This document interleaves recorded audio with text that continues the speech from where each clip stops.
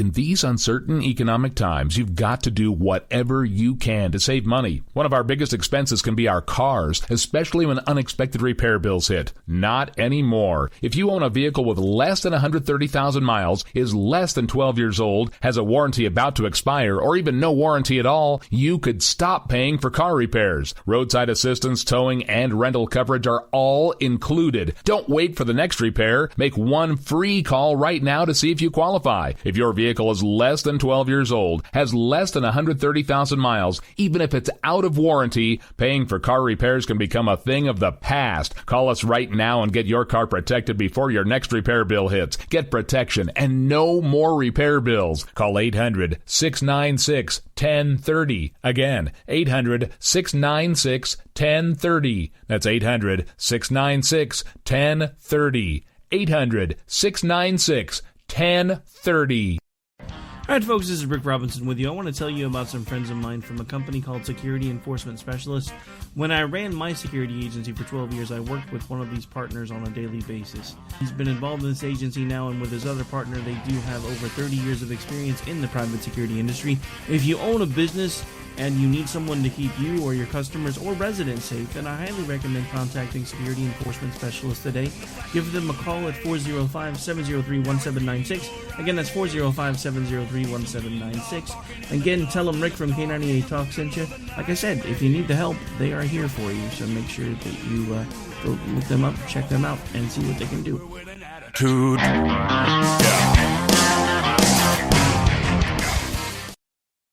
Joe had huge problems with the IRS. I knew it was coming. I hadn't filed taxes since 1990. All the IRS letters coming in added up to a nightmare. To get up to like $68,000. My heart started beating fast. It's like, there's no way, man. I mean, I ain't going to be able to do this. Then they stopped his paycheck. So that's when I started making phone calls and found U.S. Tax Shield. U.S. Tax Shield went to work immediately. They just took the bull by the horns. What blew my mind is he called the IRS right then and there. So why is U.S. Tax Shield A+ rated with the Better Business Bureau? Joe knows. They saved me a ridiculous amount of money. If you owe more than $10,000 to the IRS or state, choose the company Joe chose, U.S. Tax Shield. It was the best decision I made. U.S. Tax Shield is the way to go. Life is good. Thank you, Lord. Call 800-471-3287. U.S. Tax Shield. Boo-rah. Yes. 800-471-3287. 800-471-3287. The Internet will never be the same. You're listening to K98Talk.com. Whoa! Good God, y'all. What is it good for? Absolutely. Let's get started again.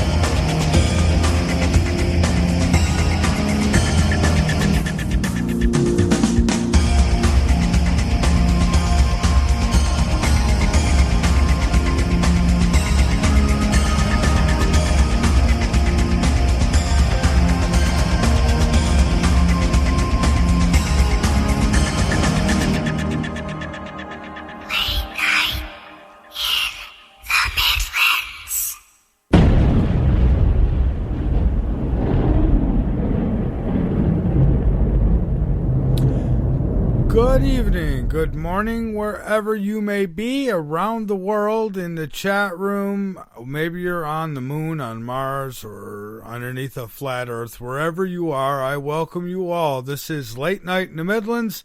I'm Michael Vera, and this broadcast is coming at you live from the capital city, Columbia, South Carolina, on the east coast of these United States. And we've got Another good one tonight, folks. I'll tell you all about it in just a second. The website, www.latenightinthemidlands.com. Go on over, become a member, and be informed. But by all means, inform others. Very important. So, all right. So, yeah, I've got some news I want to get into. I want to tell you a little bit about my guest, I think, first is what I'll do. Because, who we have tonight is a first-time guest for Late Night in the Midlands. You know, we have so many first-time guests that's why sometimes we can go a year or 2 years before a guest repeats here. Sometimes it happens, like Gordon James Giannotto. It happened to him almost 2 years, and I love talking with Gordon. It just we get so many guests here. Anyways, Kevin Estrella is my guest tonight, and he is from the instrumental rock band Pyramids on Mars. Music from the mystical red planet, as he says here. He says, he sent me an email, and this is how I am. See, I'm reachable, unlike some of these other guys. He says, I'm contacting you because I have a very intriguing UFO experience, of which the details of it are gaining much attention. I would like to be a guest on your show. And then, of course, we talked some more after that, and he's going to be a guest here tonight. So, and he sent me some of his music. So we will be using a few of those different instrumentals, I guess you could say, throughout the show as well. So that's what we're doing tonight, and I'm looking forward to it, and I hope you are too. All right, so news-wise, we've got, something that's really kind of irked me. I've been looking at it for a couple days here, and a former guest, good friend of mine, even sent me an email commenting on it, and I would agree with him. So anyways, this story comes out from NASA. It says, from 1 million miles away, NASA camera shows moon crossing face of Earth, and it's supposed to be the dark side of the moon that they are recording there and showing to us. Now, I don't know about you, but it looks fake as hell to me, and I'm just going to say it like it is. To me, looks very fake. I see where it almost looks like a Photoshop glitch in the picture, where you can see some green and some black outline there. And here's another thing that bothers me is as I'm watching this thing moving, I'm not seeing any cloud movement. And I don't know, maybe there's simple answers for these things, but I'm not buying it. I don't think I think the fix is in, folks. I just do. Now there are some out there who call themselves experts. We talked about one of them last night near the end of the show, and claims that, this is genuine because it's from NASA. This is genuine, this, that. You could believe it 100%. I don't believe none of it 100%. And this I actually believe is 100% fake. Again, notice how perfectly round both the Earth and the moon are.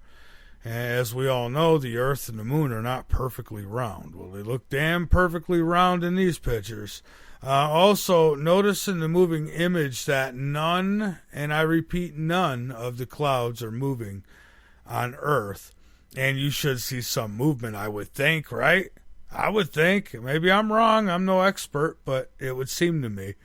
And then I'll bring your attention to the obvious show of error in this still pic, and I actually circled it, and I think it's a glitch. Maybe it's not, but nevertheless I have some questions about that, and I don't think it's real. So now I'm not going to go as far and say, well, the trip to the moon wasn't real. Some people say that. No, I'm just saying that this picture, this supposed video, pictures, whatever, that they're showing us, I don't think they're real. They look fake to me.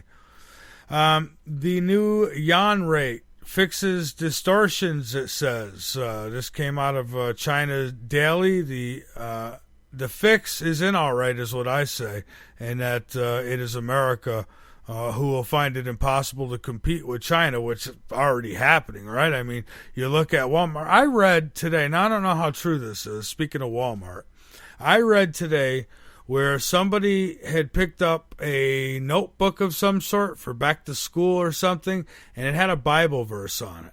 And they claimed that they got in line and they were told that they couldn't buy it, that it wasn't for sale or something like that. And anyways, they weren't allowed to purchase it because of the Bible scripture on it. And I don't know how true that is, but man, if that's the case, and you know, we might say I doubt that, right? But then look at everything else everybody's being pansies about. You know, this flag and that flag, and what a mess, what a mess. Well, anyways, China devalued their currency again, and you know, so it'll be easier to buy their products overseas than to buy American products, because it'll be cheaper because they fixed their money.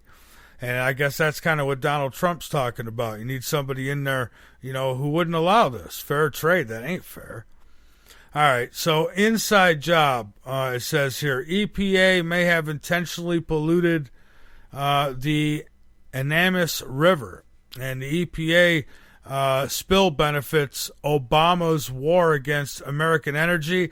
You know, this is a story that once in a while I see some stuff that does come from Prison Planet that, you know, I think are 100% on. This is one of them. And so deliberate pollution of a river. You know, so Obama once again could make his point. That's linked up. You could read all about it if you'd like. Hundreds injured after massive blast rocks busy Chinese port. Kind of strange. They devalue their currency, and then what? A day or two later, kaboom! Multiple blasts shook the northeastern Chinese city of, I'm going to try this now, Tianjin. Late on Wednesday, state media has reported that over 300 people have been injured. State news agency Xinhua reported that the fire had been brought under control, but that contact had been lost with two firefighters. The blast had erupted from a shipment of explosives in a key industrial zone. And they say it happened around 11:30 p.m. local time. And so big explosion in China. And, well, they're saying that it was from some industrial shipment of explosives. So the images that were released are in this article, so you could go check them out. And there's even some video if you click the link within the article. Alien base and UFO spaceship spotted on Google Moon. Evidence of alien presence on the moon, according to a UFO hunter. Intriguing is his name, I guess. Claims in 2014 of alien base and UFO spaceship discoveries on the moon by YouTube UFO hunter. And his name is Travsia. Using Google Moon, and he says that it's attracting attention once again due to the spectacular nature of the finds. And I was looking at this. It's linked up on the website, and it is pretty spectacular. Assuming that it's real, and I think it is, but then who knows, right? But the alien base and UFO spaceship that he claimed he discovered caught the attentions of the UFO community because their structures were familiar to many veteran online UFO hunters, and thus appeared to confirm a pattern with regard to alleged lunar alien bases and UFOs. So, stuff going on the moon, but yet NASA is showing us what I think are fake pictures of the back of the moon. Because, you know, I don't know, I've seen some pretty interesting stuff, and it didn't look nothing like what they just showed. Anyways, peace-loving aliens tried to save America from nuclear war, claims moon mission astronaut Edgar Mitchell. Apollo veteran says UFOs came in peace on a mission to stop humanity from destroying itself. Well, good luck with that, because humanity is, you know, it's like a baby in a home that has not been baby-proofed. It's like, you know, every time you sit back down, the baby's touching something that can hurt themselves, right? Well, that's pretty much mankind for you right there. The Apollo veteran says that the 6 the sixth man to walk on the surface of the moon, has made the astonishing claims that aliens came to Earth to stop a nuclear war between America and Russia. Hell, maybe they don't like their food microwaved, because some say that the ETs are going to eat us. So if that's the case, then they might not want their food microwaved. But on a more serious note, Edgar Mitchell, according to this article, says that he claims, and I've tried to get him on the show, and it hasn't happened yet. Hopefully we'll be able to do it in the near future. He told U.S. military insiders that he had seen strange crafts flying over missile bases and the famous White Sands facility where the world's first ever nuclear bomb was detonated in 1945. So interesting stuff. Folks, we're not alone. If you listen to last night's show, you know for a fact we're not alone. Got a nuclear physicist who worked with the space program, and who verifies that, the signature for nuclear bombs exploding on Mars is there. So, interesting stuff. Folks, we're going to take a break. When we come back, I'll have my guest with me, and we have a lot to talk about with Kevin tonight. We'll take calls a little later in the show. If you choose to call in, if you got a question or a comment. This is Late Night in the Midlands. I am Michael Vera. We'll be right back.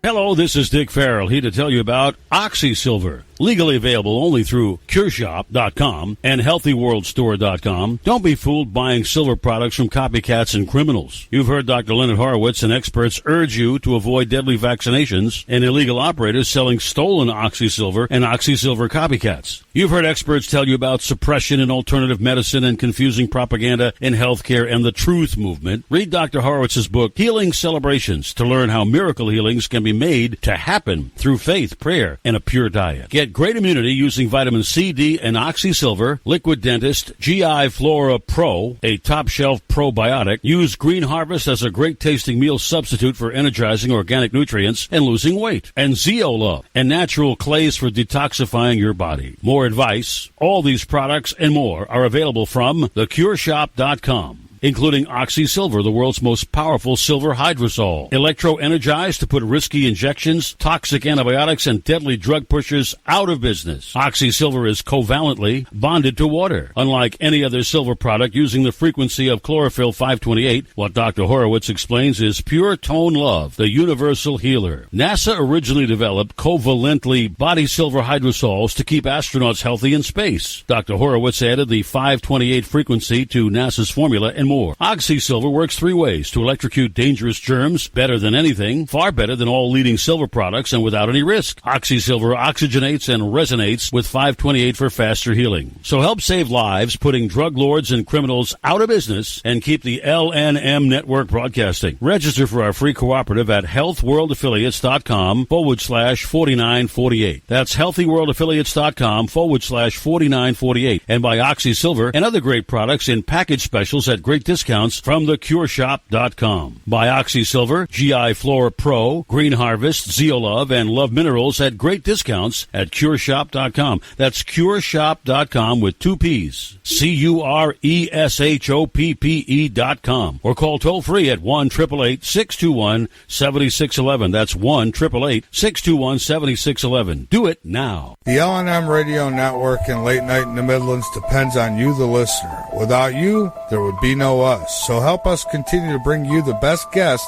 with the best information, and subscribe today. Information on becoming an L&M subscriber can be found at the top of LateNightInTheMidlands.com. Just click the About Subscriptions tab and become part of the family while helping the truth stay alive. And while you're at it, maybe subscriptions aren't for you. A one-time donation helps as well. Click that donate button on the right side of LateNightInTheMidlands.com and help us help you. Become a late nighter without the late nights. And subscribe now to help Late Night in the Midlands bring you the best guests with the best information.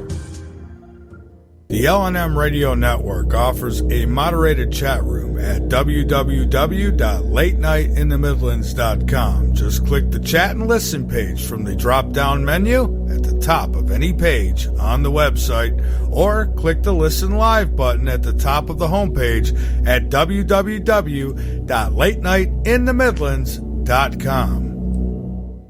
We've been around a while now, and we have seen and heard many things. We have had thousands of great guests who have provided the best information, and I say that in confidence.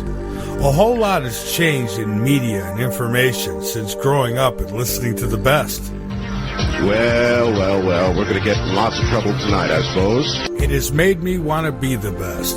You see, in the last decade, we have seen our police become our military, and man-made deadly viruses unleashed on the public. Coming up in the news, another case of Ebola at a Texas hospital. And should Rochester police officers have body cameras? Those stories and more on the way. All this after we were told that Middle Eastern men hijacked planes and waged war on we the people. Obviously a major fire there, and there has been some sort of explosion. We don't fully know the details. There is one report, as of yet unconfirmed, that a plane has hit of the World Trade Center, and you can see that there is smoke there coming out of at least two sides of the building. And despite some calling me a conspiracy theorist, even mainstream media cannot hide what I have been saying for the last few years, and it is now coming to be. We are seeing the setup of World War III, and a lot of it has to do with the oil prices. Oil is just a small part, but more of an illusion for you and I to talk about than the truth, because free energy is real, and if I know it, so do they. So you see, everything we have been telling you is not only seen by others who have broke free from the Matrix, but is happening right this minute and will soon be in a city or town near you. To start a third world war, either by stimulating the Muslim world into a holy war against the West, or by using China to cause global conflict, maybe both. The years after the millennium will see gathering conflict all over the world, to the point where the United Nations will be overwhelmed. So keep listening to media who wants to stall you, brainwash you, and load you up on half-truths while serving an agenda of their own or the cabal. And I was finally lucky today. I got through. And so Welcome to the Health Insurance Marketplace. We're through. Okay. Hello? Para continuar en español, marque el 2 ahora. Yeah. Okay. Hello? Hello? Let's get started. Yeah, let's get started. Okay. Hi. My name's Sean. What's yours? Hello? Hi. What was that? Start holding your media outlets accountable. I know that I bashed Bush the entire time. I wasn't even allowed on Coast to Coast there for a while because I was told not to talk about Bush. Start holding their feet to the fire. Do not allow them to lie to you for website hits or views to their videos. Rupert Murdoch are the same person. They're not. Or that George Soros is secretly trying to take over the world. Hardly. He's spending every cent he has to stop it. George Soros may be the only billionaire that we know of that's making an effort to make this a better world. The man hasn't done anything wrong. About 30% of what's on veterans today is patently false. About 40% of what I write is at least purposely partially false, because if I didn't write false information, I wouldn't be alive. Folks, L&M is setting the example by bringing you the truth, no matter who or what it leads to. We do not pretend to have all the answers, nor do we feed you wild stories to pick your pockets. I love listening to John Mueller. I don't know where he is. He faded away. Yeah, he's gone. They took him. He jumped into a mothership, and he's gone. That's what he said. He used to say that. He used to say, I'm in the mothership. Well, I am a robot. Because for Late Night in the Midlands, this is not entertainment. This is life or death. Late Night in the Midlands. We cover everything, bringing the truth back to talk radio. On the east coast of the United States from the capital city, Columbia, South Carolina, you're listening to Late Night in the Midlands with your host, Michael Vera. To talk to Michael Vera, dial 803-317-2264 or around the world on Skype. Just use Skype ID Late Night in the Midlands. Yeah, it's about that easy, and it's about that time almost to bring our guest on and talk a little bit about his experience. I do have some music that he sent me. I actually meant to go out onto the break with one of them, and, well, totally slipped my mind because I have, you get stuck in this way of doing things, and you just, it slips your mind. So here is Kevin Estrella. His band is Pyramids on Mars, an instrumental band, and here is one of the tunes. I'll play a couple minutes of it here, so it might be your style, it might not, but here it is. He's had an ET experience. That's about the best I can tell you right now, and we'll get more information from him when I bring him on in just a moment. He is standing by. So quickly with this, and this is one of his tunes.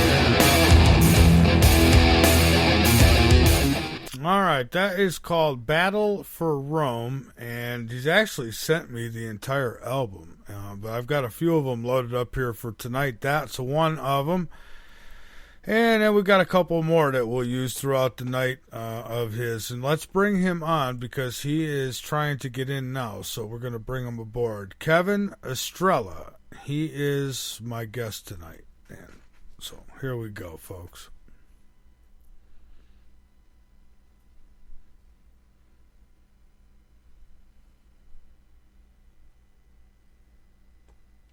All right, we're ringing. No. Well, he was just trying to call in, folks. So we're playing phone tag here for a second. So bear with us. All right, let's try this again. He probably thought, "Hey, I got a minute." Here he comes. All right, so Kevin Estrella, folks. Kevin, welcome to Late Night in the Midlands, and please turn us down in the background if you wouldn't mind. Yeah, I hate hearing myself, but welcome aboard, my friend. How are you? I'm doing awesome. Great. So, pretty interesting music you got there. I like it, and with your permission, I'd be more than happy to use it periodically as bumper music. Sure, absolutely. All right, great. So you had a pretty wild experience, and I thought maybe we could start out with a little background on you, and then kind of lead into your experience. Sure, absolutely. Thank you. Everything started. Well, I'll start with my music and my solo project, my band Pyramids on Mars. Pyramids on Mars was created back in 2011, and I refer to myself as the Joe Satriani of the North. My music is very similar to the style of Joe Satriani, who's an instrumental guitar player, but I have my own twist on things, and I have my own influences. And the whole theme of Pyramids on Mars is a marriage of my music also with my passion for the whole world of extraterrestrials, UFOs, and alien art, the artifacts that are spread out throughout our own solar system. And I've spent the last 20 years doing my own research, and I know what I've found. I know what's going on, and I want the world to know about it too. And through my music, I feel like I'm myself am expanding my own consciousness. Some days I think I'm the reincarnation of Jimi Hendrix, and I've been pushing Pyramids on Mars with the theme of Pyramids on Mars with my music. And I spend a lot of time on radio stations talking about things I know and just blowing people away. And then something happened last year which completely changed everything. Well, actually, I didn't find out. It was actually this year that completely changed everything. Mm-hmm. As you may be, well, I think you guys, the listeners, know Grant Cameron, and one of the things that he had in his presentation, that was a quote from, who was it? I forgot, some famous writer. But basically, there's 2 days in your life. The most important days in your life are the day you were born and the day you found out why.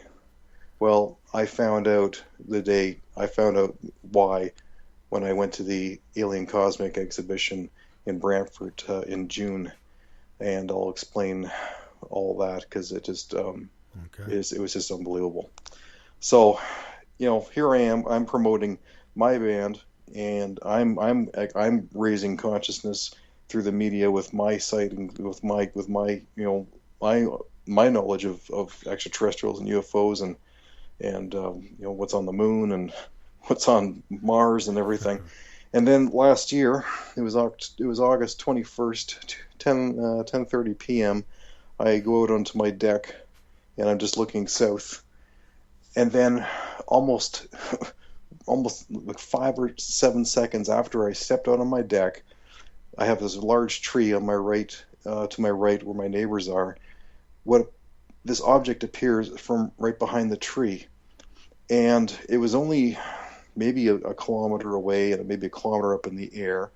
And at first when it came into my vision, I thought it was a meteor because it was orange and red and it looked like it was on fire and it was moving across the sky. And I'm like, oh my God, wow, that's amazing.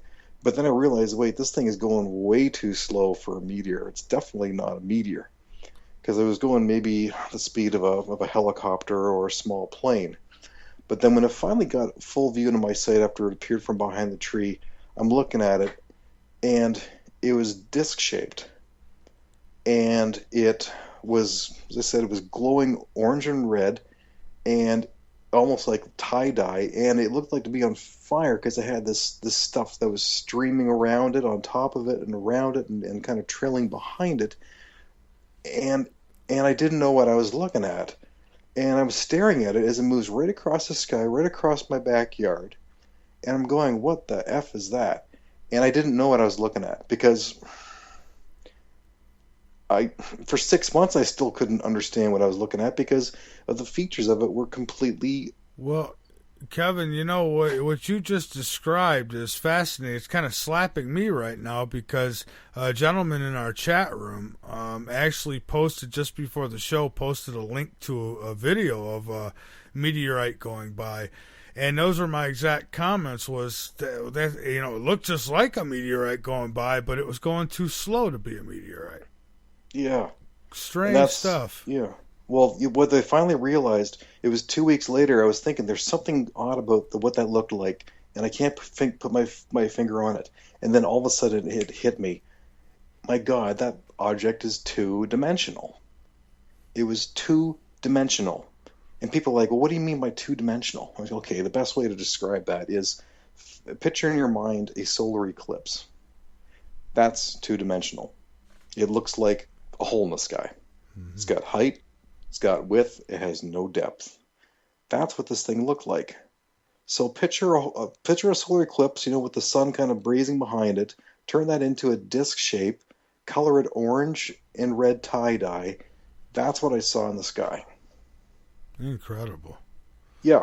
So, and when I finally realized what this flame thing was looking like, I finally realized that was, you know, 6 months ago, I realized it was plasma. Because I was in one of those IT stores, and you know those balls that have, like, you know, you put your hand on it and it has like plasma streaming from the center of it, and you know, it streams out the side. That's what I realized what this stuff was. It was plasma that was streaming all around this object. And so as it's moving across the sky, it heads more towards the south. And as its tail got towards me, it appeared to get darker and darker in its own appearance, and it appeared to have like this white swirling vortex surrounding it, kind of like an umbrella, like swishing around it. And I was thinking, is that what was coloring it? Is that what was making it look that orange and red? And so it appeared to look different, and then it just made its way off into the distance. So I'm completely freaked out. I fill out a full report to MUFON, and I draw some very good detailed, you know, pictures of my backyard and what exactly this object looked like, so that I can get it out of my mind and relax, because I knew what I had on paper. Can I ask you something? When you seen this object, did the light stay contained within itself, or did it shine down? It stayed contained within itself, but the thing was that it was surrounded in this plasma. So I could see the outline of a disc, but just beyond that disc, it had this stream that completely surrounded it. Amazing, because the big sighting that I had, same thing, only for me it was tubular shapes. And it was the same thing. If I didn't look up, I would have never seen it. I mean, it didn't reflect on the ground or anything. It made no noise. Yeah. Yeah, so this thing was completely silent. Yeah, it made no noise, and it was very close. It was very close. And much like you, myself included, you know, a huge sighting like this, and I see no reports about it. It's like me and my girlfriend were the only ones who seen it. That was it. Then it was meant for you to see. And that's what you feel like with yours. I'm getting to that. But when I met with Grant Cameron and told him the whole story, he said, you know, that's not uncommon. Because, like, what I found out was, like, later this year, I met with MUFON at the Alien Cosmic Exhibition, and they had a table set up, and I just walked casually over to the table, pulled up my drawings, and I just put them on the table. They turn around, they look down at the drawings, and they look up at me in surprise. They go, "Oh my God, I'm so glad you're here. We're doing a presentation on you tomorrow." And I'm like, "What?" I'm like, "Are you kidding me?" He says, "Yeah, your sighting is one of the most authentic cases we've come across." I'm like, "Wow, that's great. Why haven't I heard from you in years' time?" There's been no communication to me. I'm like, "What's going on, man?" And I said, "Okay, so, like, how many other people reported it?" He said, "That's the thing. You're the only one." And I'm like, "No, that is absolutely impossible. Impossible. I'm in the city of Hamilton, a city of 500,000 people. This object was just over the city, in the middle of the city, and it was only 10:30 at night. There's no physical way for me to be able to be the only person who saw this thing." And they said, "I'm sorry, nobody else reported it." So then I find out I actually got real confirmation that what they were saying verified and was true, because on the Monday after the show, after the Alien Cosmic Exhibition, I was on the the X Zone with Rob McConnell, his show, and he was interviewing me, and he had done the research because he actually is in Hamilton. He did the research and went through all the databases, and he confirmed to report that there is absolutely no UFO sighting for that night that I saw it. That's incredible. To the point that they have actually excommunicated with me.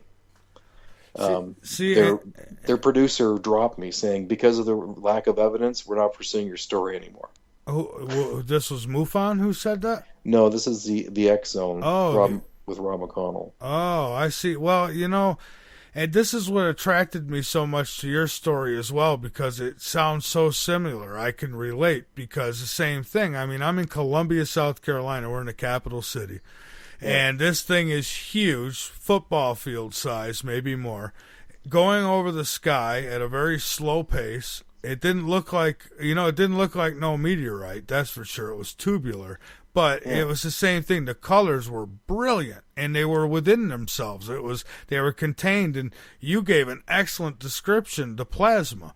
I mean, I never even thought of it like that, but boy, is that a great way to describe it. And for me, it was orange, and it had a white light coming out of the back. But again, no sound, no reflecting down on nothing. If you didn't look up, you would have never seen it. And nobody else reports this. And I'm amazed. I'm thinking, for the first time in years, I bought a newspaper because I thought it'd have to be in this newspaper. But no, nothing. And you find out that you're the only person who saw it. Yeah. And my Autumn here wouldn't have seen it either if I didn't. I banged on the wall, and she just came out just in time to catch it as it was taking off. But me, I was running underneath this thing. I couldn't believe what I was seeing. It was just, I've never seen anything like it in my life. Yeah, that's unbelievable. It is. And to have this experience, you got to wonder why, because, I've had a few UFO sightings that I can honestly say they were intelligent craft that I seen. But this one takes the cake. I mean, the only thing that could be any better than this was them beaming me up into the ship, which I don't think that happened. But, it's just amazing why some people get to see these things and others don't. Yeah, because I know what you mean.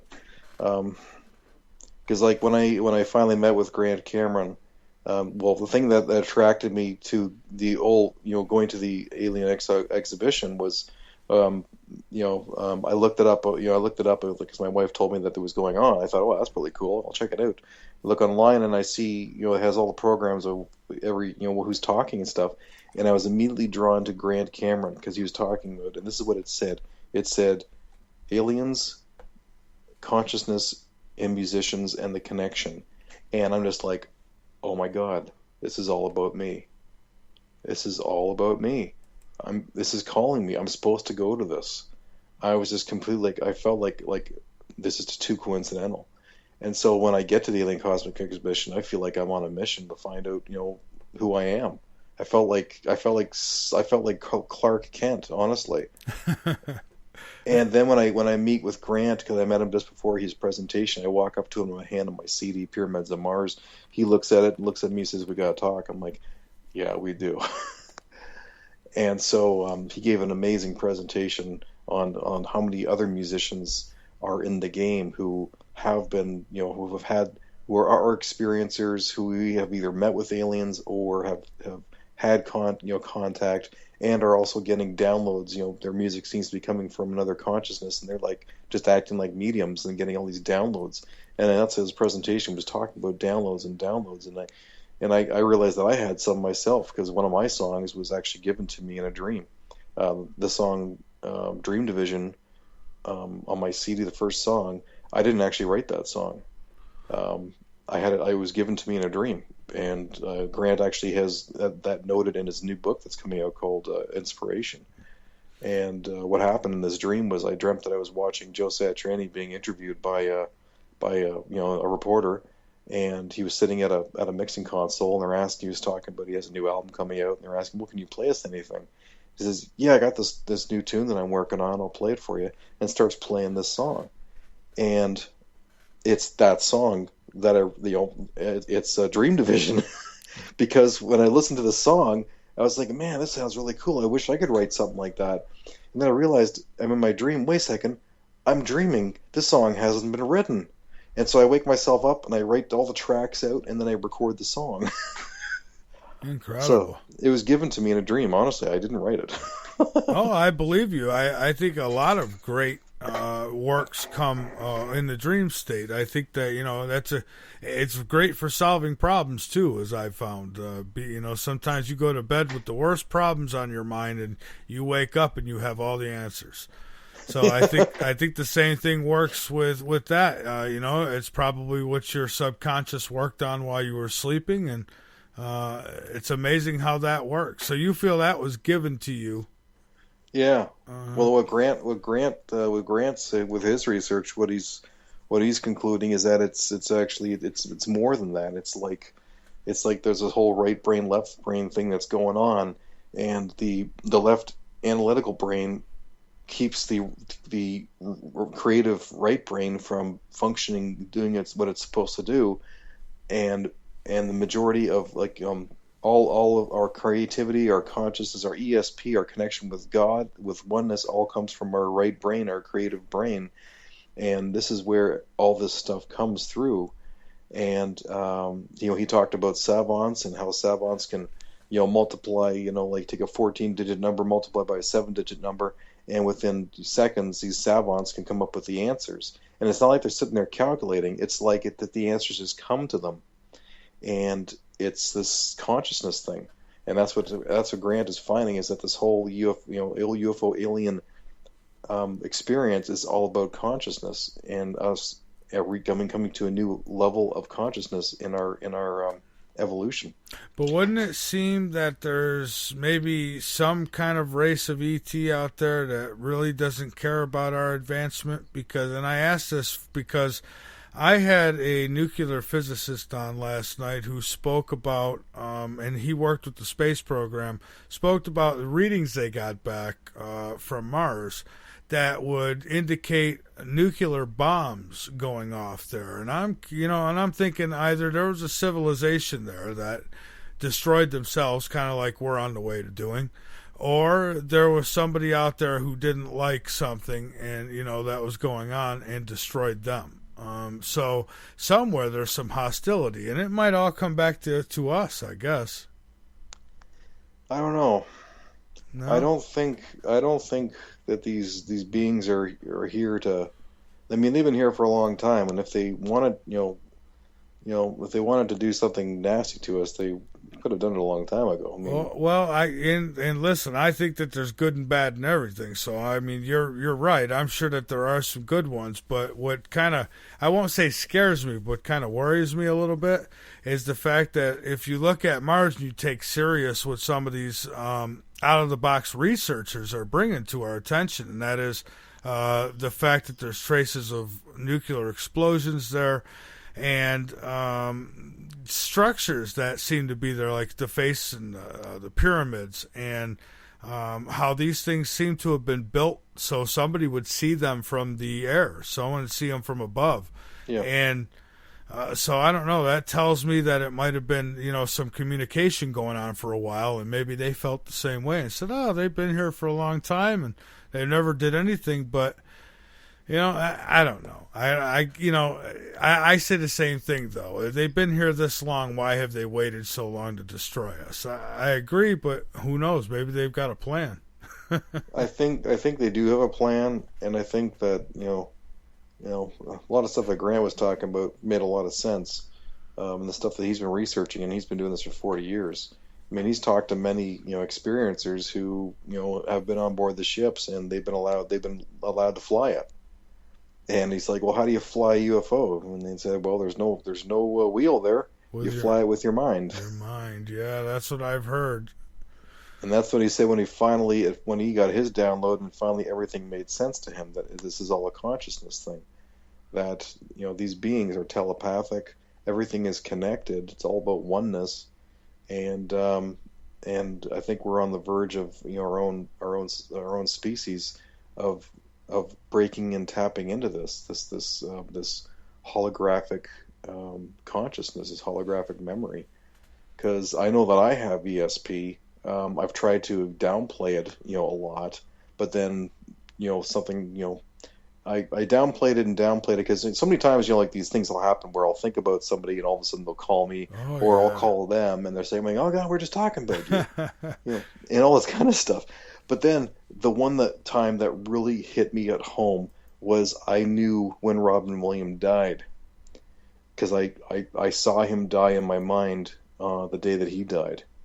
And what freaked me out was it was like his death wasn't announced until a Monday, but on the Sunday it was around 11:30. I was doing dishes when all of a sudden I was overwhelmed with this huge feeling of dread, or not dread, just sadness, such a sadness. And I saw in my mind's eye, I saw Robin Williams' face, and it was the. You ever see the movie Bicentennial Man?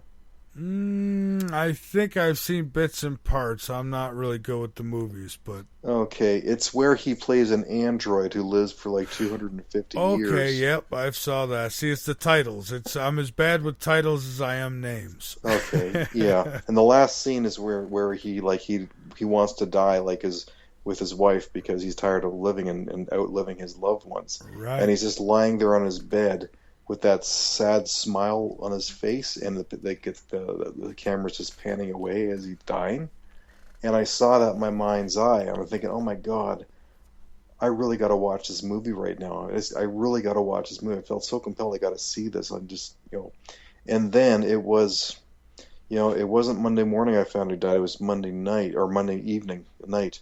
And my wife said, yeah, Robin Williams died yesterday. I'm like, oh wow, that's horrible. That's sad. And then I went, oh my God, I saw him dying. Isn't that something? And then, and what do you do with something like that? That's what you got to wonder.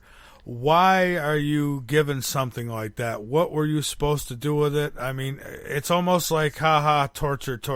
There's nothing you could do with it. But you know what I mean? I mean, why do you think some of us receive stuff like this? Some of us are tapped into the universal consciousness. Uh-huh. Is that kind of like the Akashic records, or is that bigger than that? I think it's like a holographic memory. I think it's like a holographic consciousness that we're all connected to, and when you're more aware of it, you tap into it and it flows through you. That's why there's certain people who have ESP. That's why certain people have precognition. That's why people have these great creative ideas. Why they come up with Nobel Prizes in their dreams, because they're tapping into this consciousness, this flow. I think it really has something to do with that. I really honestly do, because I'm feeling it, and so many other people have who have had the same similar experiences, where they tap into something that's bigger than themselves and they're not sure where it's coming from. Well, then maybe the sense that I get of some evil force not wanting us to reach that potential, maybe that evil is actually right here on this planet now. Maybe it's the governments that we all despise. Something like, because it seems like they do everything that they can to dumb us down, and I mean, it don't seem that way. They are actually doing that. I honestly believe there are two forces at work, and it was funny the other night. There was a video that I ended up watching, which was posted by Anonymous. Are you familiar with Anonymous? I am. Mm-hmm. And it was a Illuminati training video. And it was very enlightening, but it was all about power, about the higher up, who's controlling the education systems, who's controlling the banks, who are trying to control the people. It's all about the Illuminati and how they are controlling everything, and in order to to reduce the population to a controllable status and have ultimate power of a one world government. And I've believed this for a long time.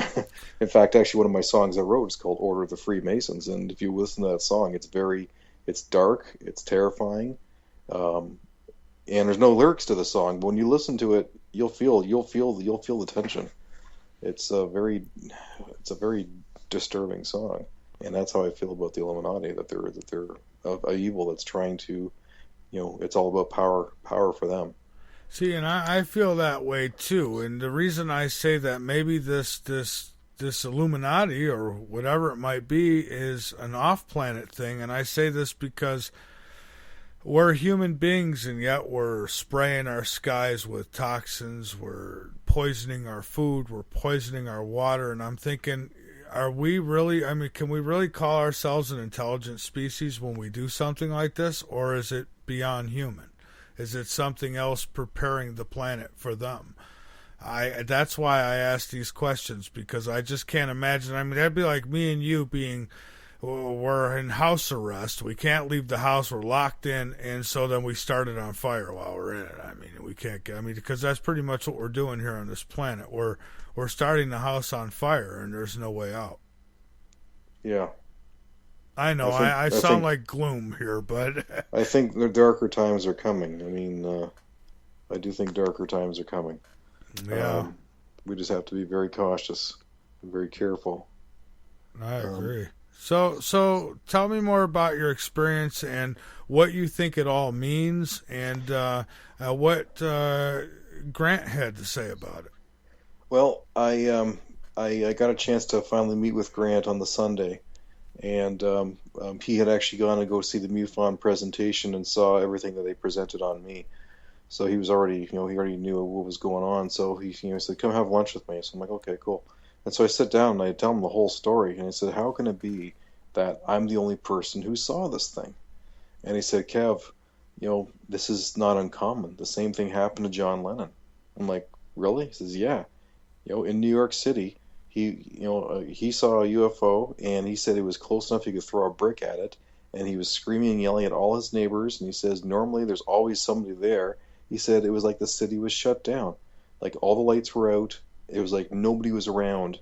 He said, and his girlfriend at the time, said, "Oh, basically everybody was at the Hamptons that night." And it was like, well, that doesn't really make much sense. The whole city can't be shut down. So he was the only one who saw it. Then Grant went on to say about many people who he's spoken to where they're being chased down a highway by a flying saucer, and they can't escape it, and they're going for miles and miles. And then when Grant says, wait, slow down. This highway, is it normally busy? He's like, "Yeah, it's always busy. It's a huge highway." He says, "And when this was happening, were there cars around?" Says, "No, that's a funny thing. We were the only one." And so he gave a couple more examples, and he said that these beings are able to for some reason, they're able to shut everything else down to the people that they want them to have the experience, or they want them to see. He said it happens all before abductions. It's very common. They can shut down whoever they want, so they can only focus on who they want to reveal themselves to. He said, "Kev, this experience that you had, it was meant for you. They're contacting directly with you." And I'm just like, at this point, I'm like, "Oh my God, are you serious? This is crazy." And then I was thinking about this yesterday, and I hadn't thought about this at all. I started to really, really analyze my experience and certain details about it. Now here's the thing. I get onto my porch. Now keep in mind, my experience only lasted maybe 1 to 2 minutes, okay? I get on my porch. Within seconds of me standing on my porch, this thing appears from behind my neighbor's tree. Now, that's coincidence right there, that it happens right away. Second coincidence is that it appears from behind a tree, so I never once got to see it, if it materialized or where it was traveling from. It just seemed to just appear, just come from behind the tree. Next coincidence, it's very close, like within a mile, or maybe even less. It was really, really close. Next coincidence, the distance it traveled, and I went to my backyard last night and looked, it traveled the entire distance of only my backyard as it moved away. That is the only distance that it traveled. Is that there's too many coincidences to add up. How could this all happen at the same time? And I finally realized, yeah, they were communicating directly with me. Oh yeah, you were definitely meant to see that, and I was targeted. Yeah, that is definitely a communication. You know, the same thing with my case. It came out of nowhere. I mean, I just walked that way, facing that way to go throw something in the dumpster, some garbage. I turned around, came the other way. I took probably, 20 steps. I stopped. I looked up, and there it was. And I mean, it just came out of nowhere. So I wonder, are they cloaking, or are they, coming through teleporting maybe? That's a good question. As I said, I was never able to see. I didn't actually see it appear. I saw it, fly away, but I never once saw it, materialize because it came from behind a tree. Is this the only one that you've ever seen? Not that one's not enough. I'm just curious. No, actually, I had another experience back in around 1999, 2000, and I actually went under hypnosis to try and recover more of that memory because it was just really odd. And what that memory was I was with my old bandmates at the time, Rick and Matt Rock. Now, just to let you know, Matt is a huge. He's an experiencer too. He actually quit the band at that time to become a full-time crop circle researcher. Wow. And he spent many years doing that. But he's an experiencer. He's seen at least 4 alien craft. He thinks that he's being watched or monitored. Now, we were up at the cottage up in Huntsville, up in northern Ontario, and it was a beautiful starry night, not a cloud in the sky. And down by the dock, it's down. You go down to the dock, and on the left is a sauna, and then there's a dock, and then we were in the water, and there's a full moon, and we decided to go for a swim, and we're just admiring the stars and the moon, and then all of a sudden, I don't remember whether it was the moon or whether it was something the same size as the moon caught on fire. It was something that was on fire and was coming right for us. And I heard it going like this, and I just remember I don't know if it was a flash or what, but all of a sudden, boom, it was gone. And we all went, whoa, what the heck was that? Was that a UFO? I have no idea what that was. And I can't recall any more of the memory. But I know that it was the size of the moon. It looked like the moon had set on fire and was coming right at us like a meteor, directly for us, not across the sky, right towards us. And then I have a blank memory. I don't remember anything where it went to. I don't remember blinking. I don't remember where it went to. I don't remember even seeing it disappear. My memory's blank. So I don't know what happened that night. I'm supposed to be doing a regression soon with a past guest who's been on the show. I got to get a hold of her and set it up. I don't know how much I put into that stuff, but I guess I'll know once I do it. So, I can't knock it till you try it, right? Yeah.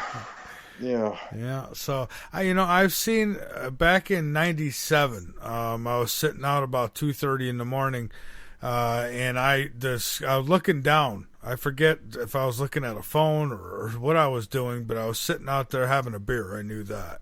And the ground lit up around me, and it was pitch black out there. It just lit up, and I heard the same thing you just, same sound effect, like fire in the wind. Yeah. And man, I looked up. It scared the hell out of me. I mean, I seen that fireball. It was big, and it was going overhead. And for about a good 3-4 seconds, my heart dropped into my feet. I didn't know what I was seeing at first, and I'm thinking, is that going to hit us? So, but it wasn't as big as the moon, so that had to really have been scary to see something like that. So you had a similar experience? I did, yeah. I did have, but it was big, but it wasn't moon big, but it lit up the entire ground around me. And so, and not too long ago, it was about 3 years ago, we were coming out of the house that we lived in back then, and as at the time, everybody was reporting the fireballs constantly, and I had come out and I seen a fireball, just happened to come out at the right time, and there it went through the sky, and again, it was really loud and bright and pretty big. In the sky, it looked like a basketball. So, you know, I'm sure if it was up close, it would look a lot bigger than that. So Yeah.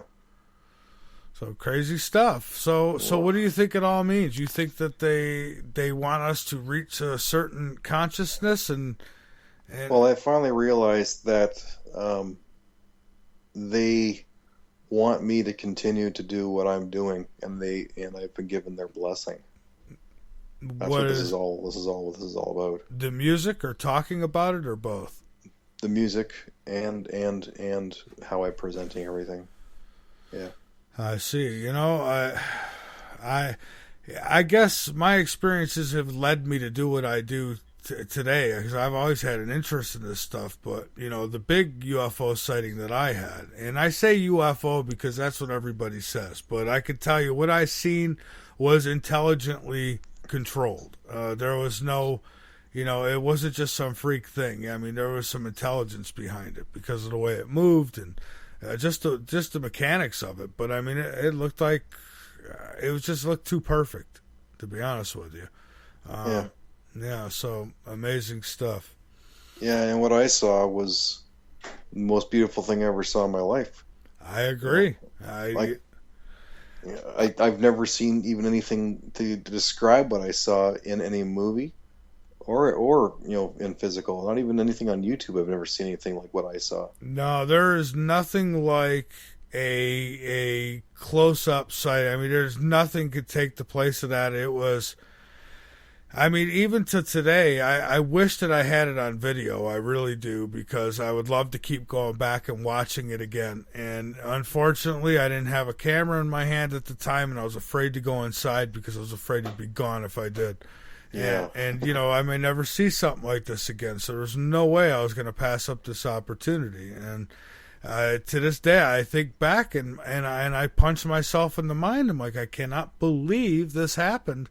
And I got to keep reminding myself that, you know, this is what it looked like. And, you know, I will never forget, but there's a part of me that just still can't believe what I've seen. Did you ever draw a picture of it? I never have drawn a picture of it, but I could. I mean, I could do it right now if I had to. I mean, the picture is branded in my mind. I'll never forget what it looked like. You should draw a picture of it so you can show people. Yeah, that's not a bad idea. And I'm a pretty decent drawer, too, so I could probably do a good job with it. But, you know, I didn't see people looking out windows or anything like that. And so, you know, I don't know if they've got a little area maybe in the middle that they all hang out in and the rest of it is whatever. But, you know, I don't know. I wasn't able to get on it. But, man, did I get a good look at it from the outside. And it was, I mean, it was just like off this planet. It's like Disney couldn't recreate this. So, I hear you. Anyways. All right, well, hey, we're going to take a quick break here, and then we'll come back. We'll talk some more. We'll also take calls if people want to call in. You got questions? Got a UFO story you want to share with us? We'll take it. 803-317-2264. You can also call in using Skype. Skype ID is Late Night in the Midlands, but wait until after we come back from the break. And, Kevin, I'm going to put you on hold here. And so it's going to get quiet for you, but we'll be back, so don't go anywhere. Okay. All right, folks, we'll be back.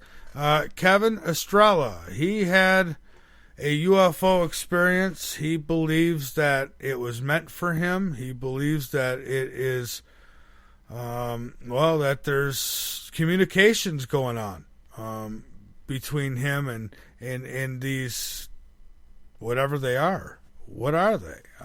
You know, ETs? What do you want to call them? I mean, what are they? I don't know. These, you know, the sighting that I had, and I'm sure just like my guest tonight, was so perfect. It's hard to say. It's almost hard to imagine anybody would be inside this thing. But it moved in a way where it was intelligently controlled. I don't know how else to explain it. It's really hard to explain. I mean, I wish I had a picture so I could show you. So, you know, and he believes that there's a connection there. And who knows? Maybe there is. So, folks, maybe you've got that same type story. You want to share it with us. You could do it when we come back. This is Late Night in the Midlands on the LNM Radio Network.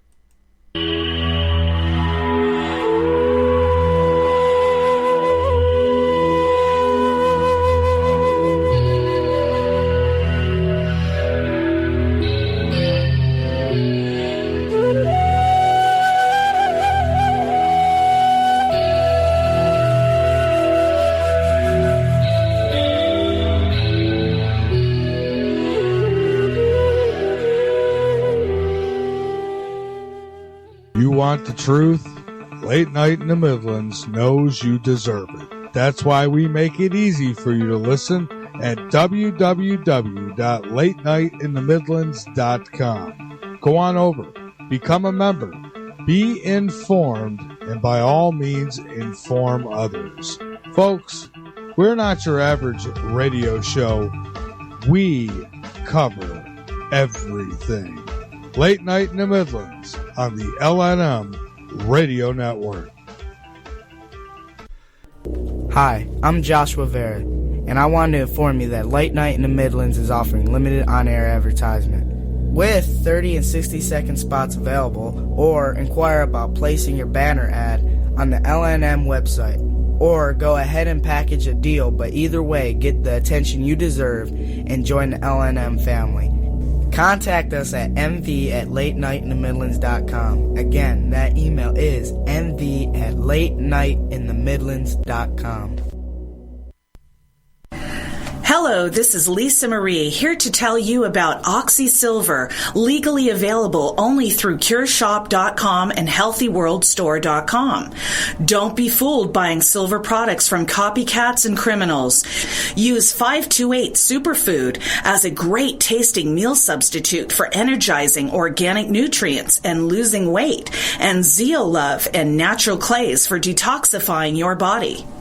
More advice, all these products and more are available from CureShop.com, including Oxy Silver, the world's most powerful silver hydrosol, electro-energized to put risky injections, toxic antibiotics, and deadly drug pushers out of business. Oxy Silver is covalently bonded to water, unlike any other silver product, using the frequency of chlorophyll 528, what Dr. Horowitz explains is pure tone love, the universal healer. NASA originally developed covalently bonded silver hydrosols to keep astronauts healthy in space. Dr. Horowitz added the 528 frequency to NASA's formula and more.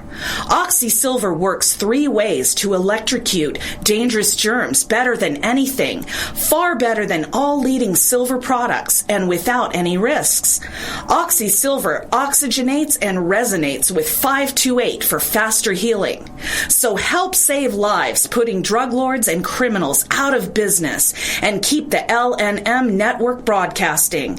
Register for our free cooperative at healthyworldaffiliates.com/4948. That's healthyworldaffiliates.com/4948.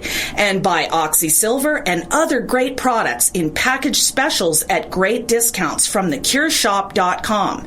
Buy Oxy Silver, GI Flora Pro, 528 Superfood, Zeolove, and Love Minerals at great discounts at CureShop.com.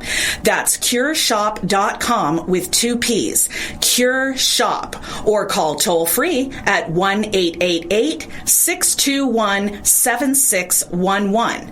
That's 1-888-621-7611. Do it now. Hey folks, do you love Late Night in the Midlands? Do you miss shows because of the time of night? Do you wish you could listen at your convenience? Well, we can help you out with that one.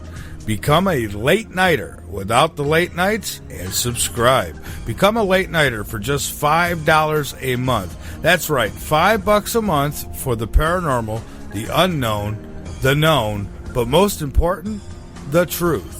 Go to www.latenightinthemidlands.com and subscribe right away to become a late nighter and help keep the LNM radio network on the air. The LNM Radio Network offers a moderated chat room at www.latenightinthemidlands.com. Just click the chat and listen page from the drop-down menu at the top of any page on the website, or click the Listen Live button at the top of the homepage at www.latenightinthemidlands.com. There was an enormous football-shaped glowing object hovering a very short distance above the ground. It got bigger and bigger and bigger, and the next thing we knew, it was right over us, and the light was so bright, and then it stopped at treetop level. I thought it was doomsday. I really did. I I didn't know what to expect after seeing two more in the field across from my house. I didn't know if it was an invasion or what. A hatch opened up from the underside of the craft. A tube came down, and a platform slid down. So this being comes down and walks over to the front of the patrol car. They were bald, no hair, no eyebrows, no eyelashes, and no earlobes. We don't have airports that support jets that size. Wow. They started with the chemtrails early this morning here in New Hampshire. We went into places that, Nuri would go, well, let's just go to the phones,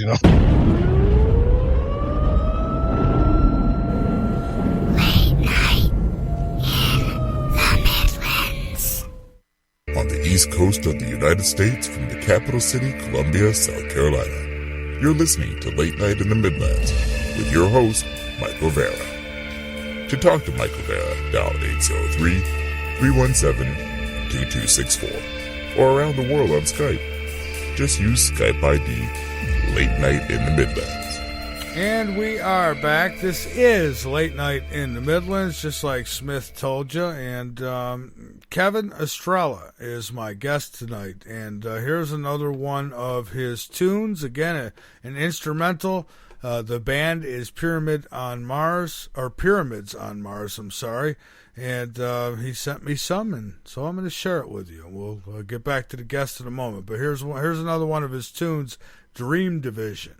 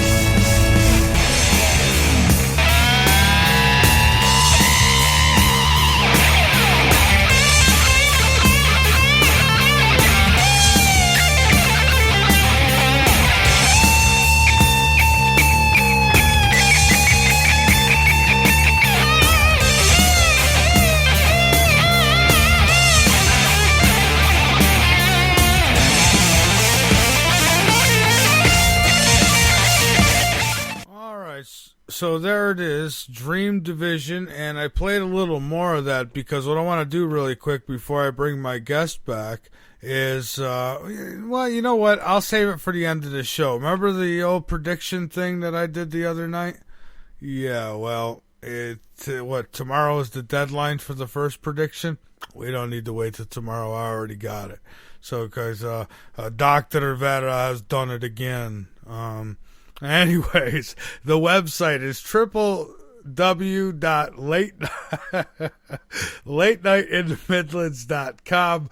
Go on over, become a member, be informed, and by all means, inform others. My guest tonight is Kevin Estrella. He is, he's maybe an abductee. I don't know. Let's ask him. Kevin, do you feel like that you're an abductee? Do you think that you've been brought aboard? I don't know. I deep down inside, I don't think I have.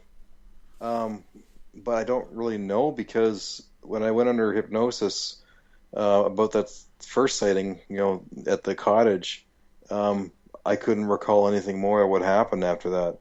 But there also seemed to be some kind of block. And like that, as Grant has explained with many experiencers who, that information is to be released at certain times, and even people who have had, experiences where they were given other more information, and they've been put under regression to try and get that information out.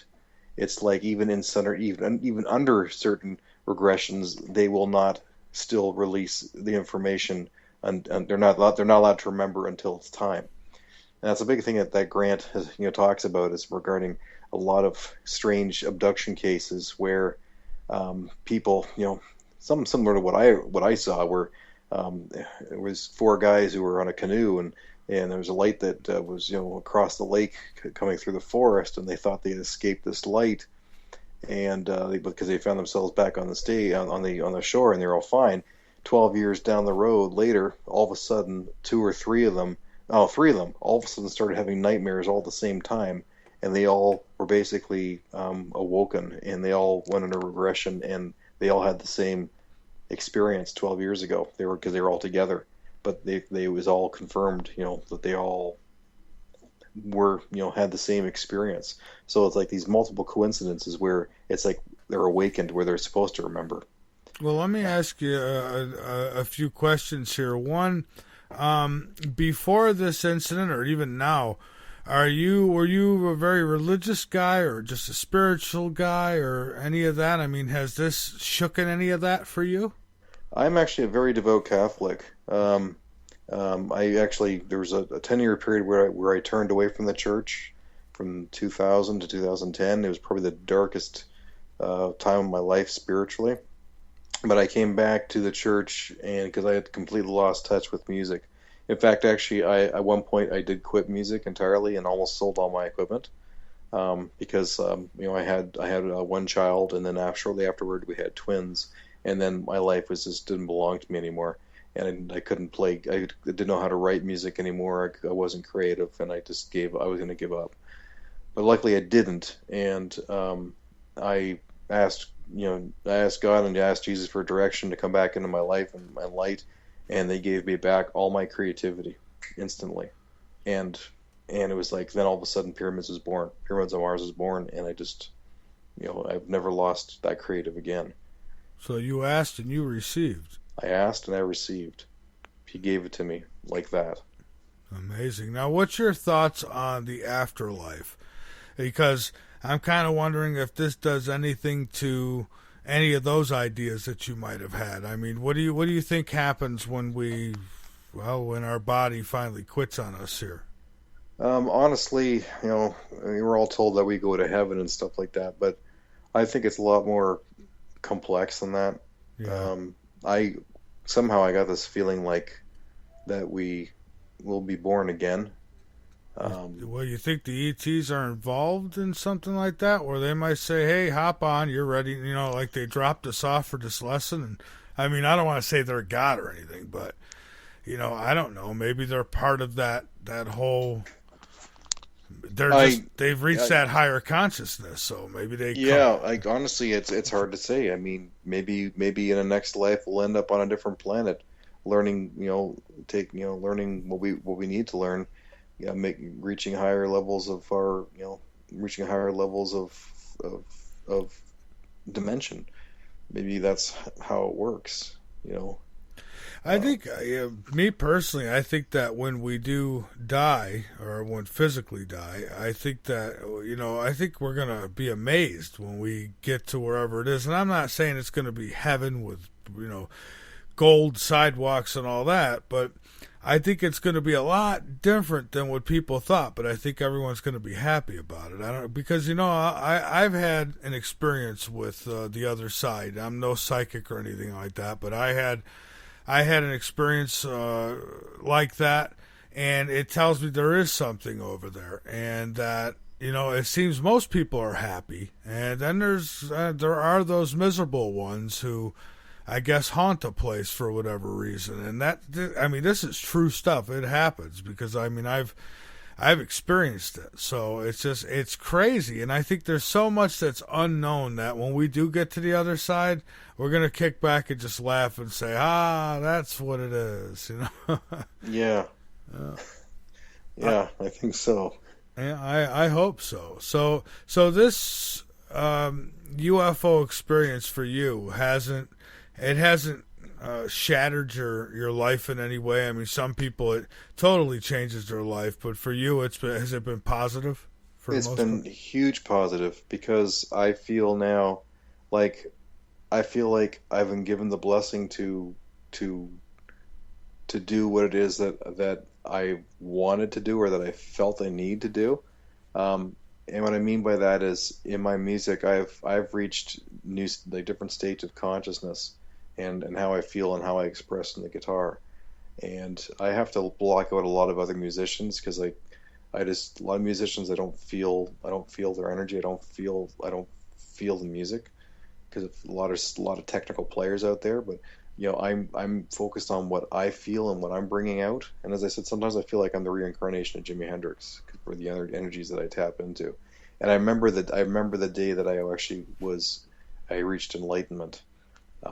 A state of consciousness that I've never ever felt before. It was when I was in university, and I was listening to Jimi Hendrix live at Monterey tape, and it was when he started playing. When he was playing Foxy Lady, and he just hit that guitar solo and just hit this one note. And I was air guitaring, and when I did it, all of a sudden my consciousness changed, and I felt this connection with the universe and this oneness that's so hard to explain. It was an amazing feeling, and ever since then I've wanted to get back to that state, and then that's where I'm going with my music. And I feel like these beings, these alien ambassadors, have given me permission for me to become all that which I want to become. And you said that you believe that there is, at least there appears to be, a connection between extraterrestrial contacts and or at least UFOs and rockers, I guess, rock bands. Yes. And if Grant, he's done entire seminars on that single topic of the connection between musicians and UFOs and aliens, and how the aliens are using musicians to communicate their existence through music, because music touches people and people listen more, and it reaches a younger audience. Because what happens is, with a lot of people, when they get to a certain age, you can't change them anymore. I mean, they're hardwired to believe, whether they believe in God or whether they don't. They've already made up their minds in regards to what's real and what's not. I mean, I can't even talk to my brother about my experiences, because he's so he's an agnostic, and he just he just doesn't understand. Yeah. So which is pretty sad, but I feel that as Grant was saying, so many musicians have been in contact with aliens, and they're trying to get that message out. And the Beatles, John Lennon, Elvis Presley, there was a blue light over his house when he was born. He's been in contact with aliens. Oh God, there's so many. I mean, even like Britney Spears, and Katy Perry, they're communicating, through their music as well, the ideas of, extraterrestrials. The Moody Blues, they were all abducted, and a lot of their music has, if you listen to the lyrics, it's about there's messages in there that they're trying to get out about these aliens.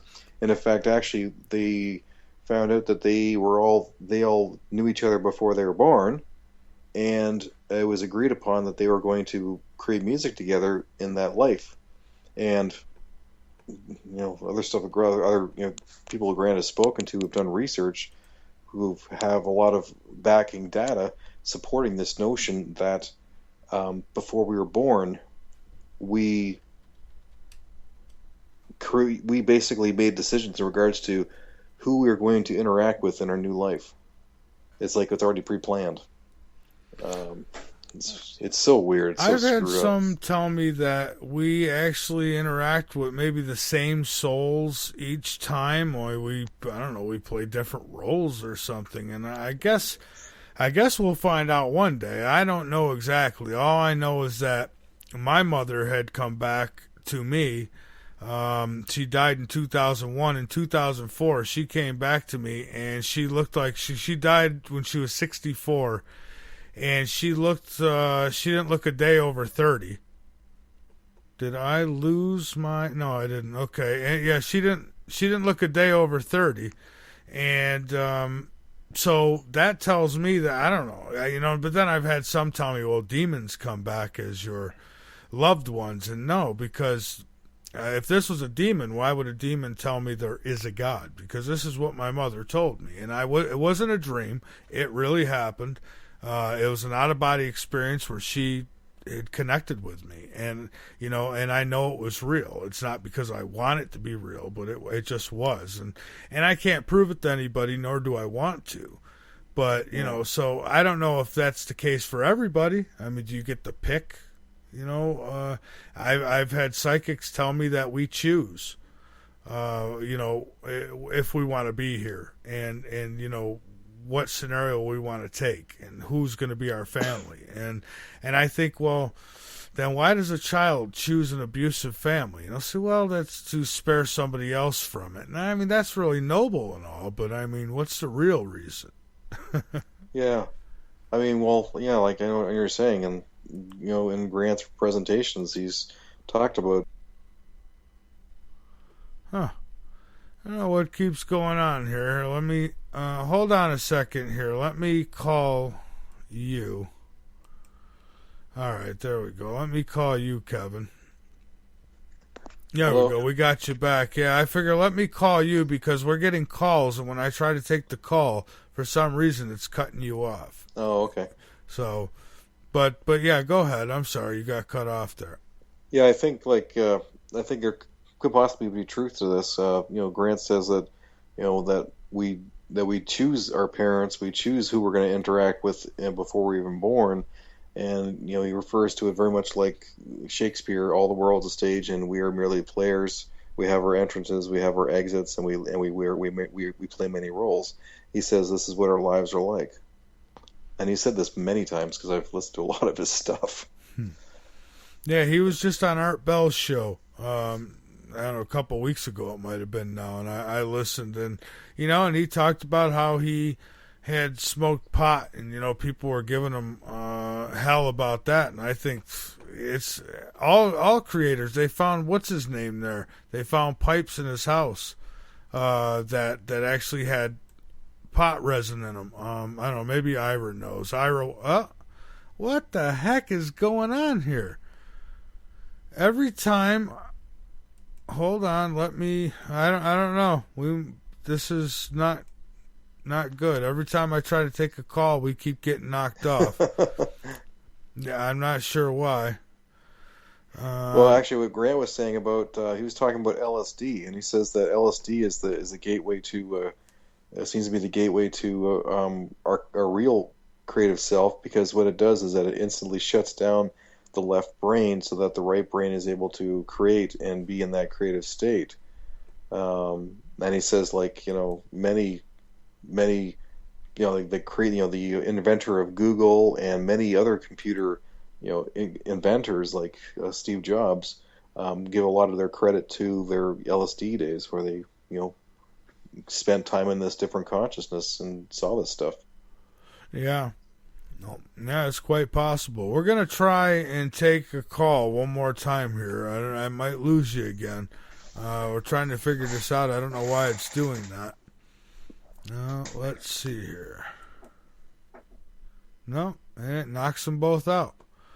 I don't get it. I don't know why it's doing that, but being prevented from taking calls tonight. Wonderful. All right, Kevin. Sorry about that. We're trying, but for some reason, when we go to take a call, it's knocking us all out here. So, okay, I don't get why, but no, interesting stuff. What else do you got? What else would you like to share? I mean, I know there's some questions as well in the chat, and I'd like to get to some of those too. Well, let me give you a couple. One is. JH asks, how did Robin Williams really die? There's those out there who don't believe he hung himself. I personally, I don't, I could believe it, but I don't know. What do you think? I heard that. Oh, now I'm hearing my own voice. Yeah, we're being, it's like we're getting some rocks thrown at us tonight. I don't know, I don't like to cry foul, but, wow. Okay. Anyways. Okay, anyway, from what I understand, what Robin Williams did was he had he hung himself with a belt around a doorknob.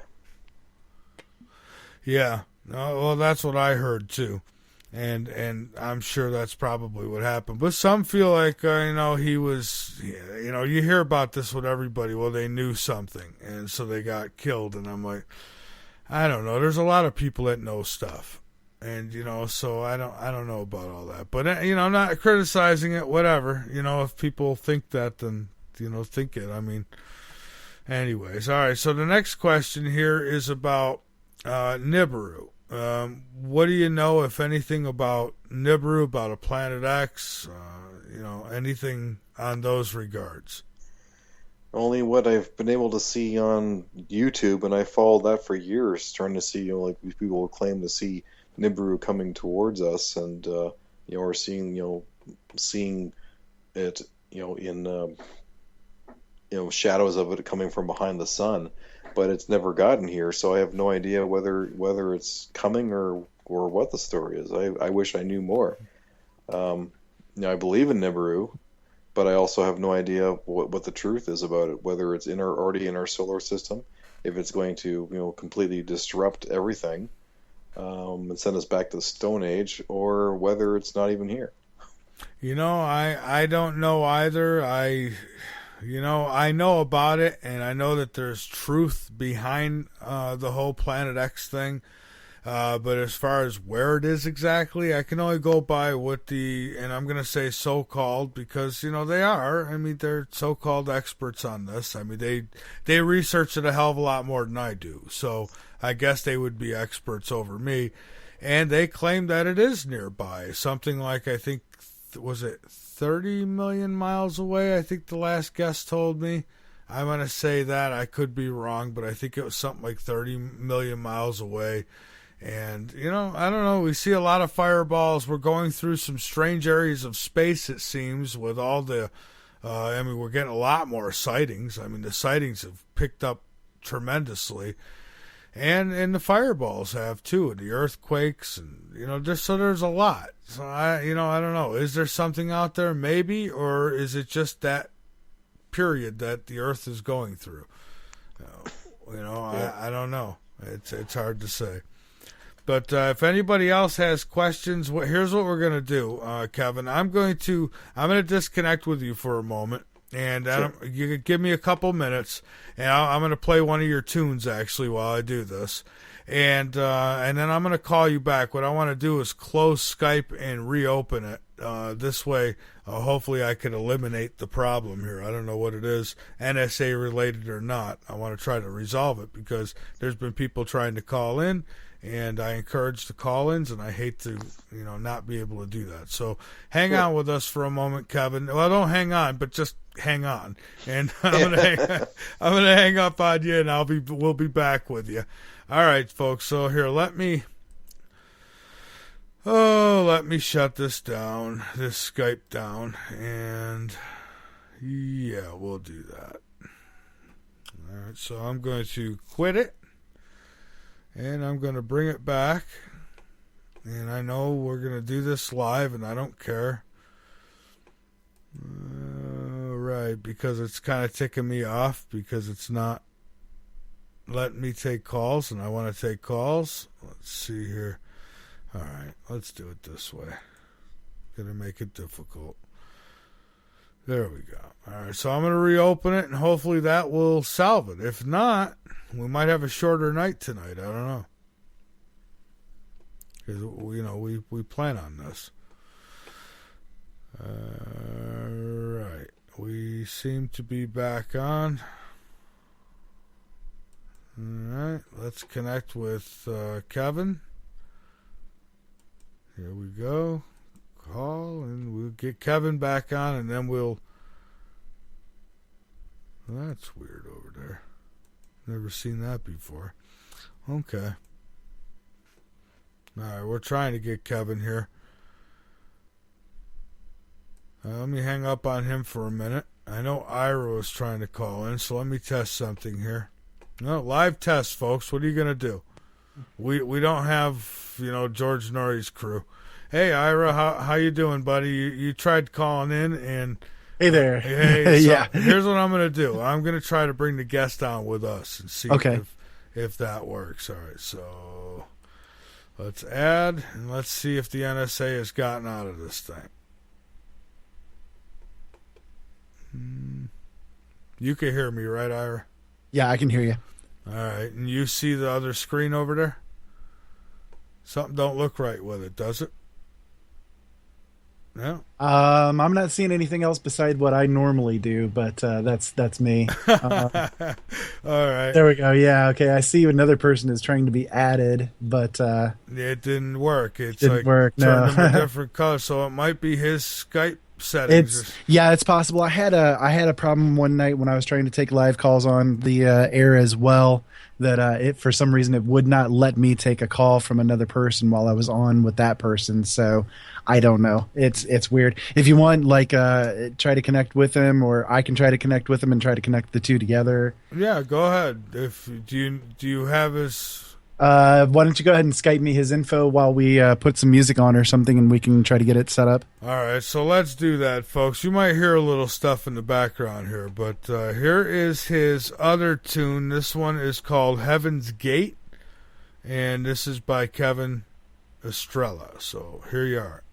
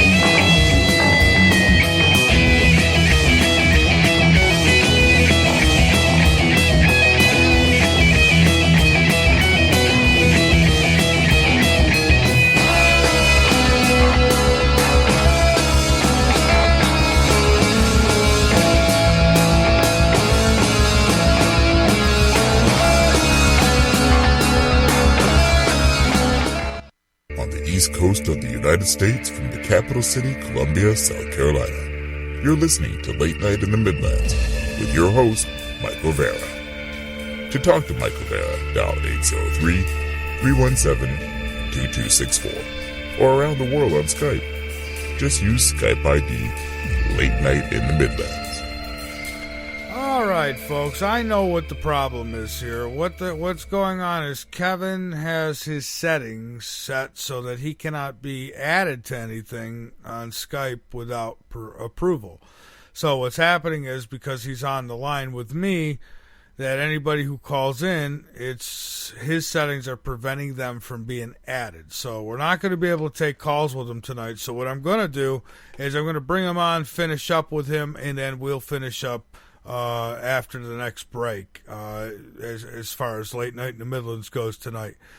So let me bring Kevin on. I'm going to have him finish up, however long that takes. We're going to take our third break, and then Ira's going to jump on, and we will open lines if anybody wants to call in. You've got a story, you have something you want to talk about, meteorites, asteroids, Planet X, flat mamas, whatever you want to talk about, we'll take your calls. So, all right, so let me get Kevin back on with us.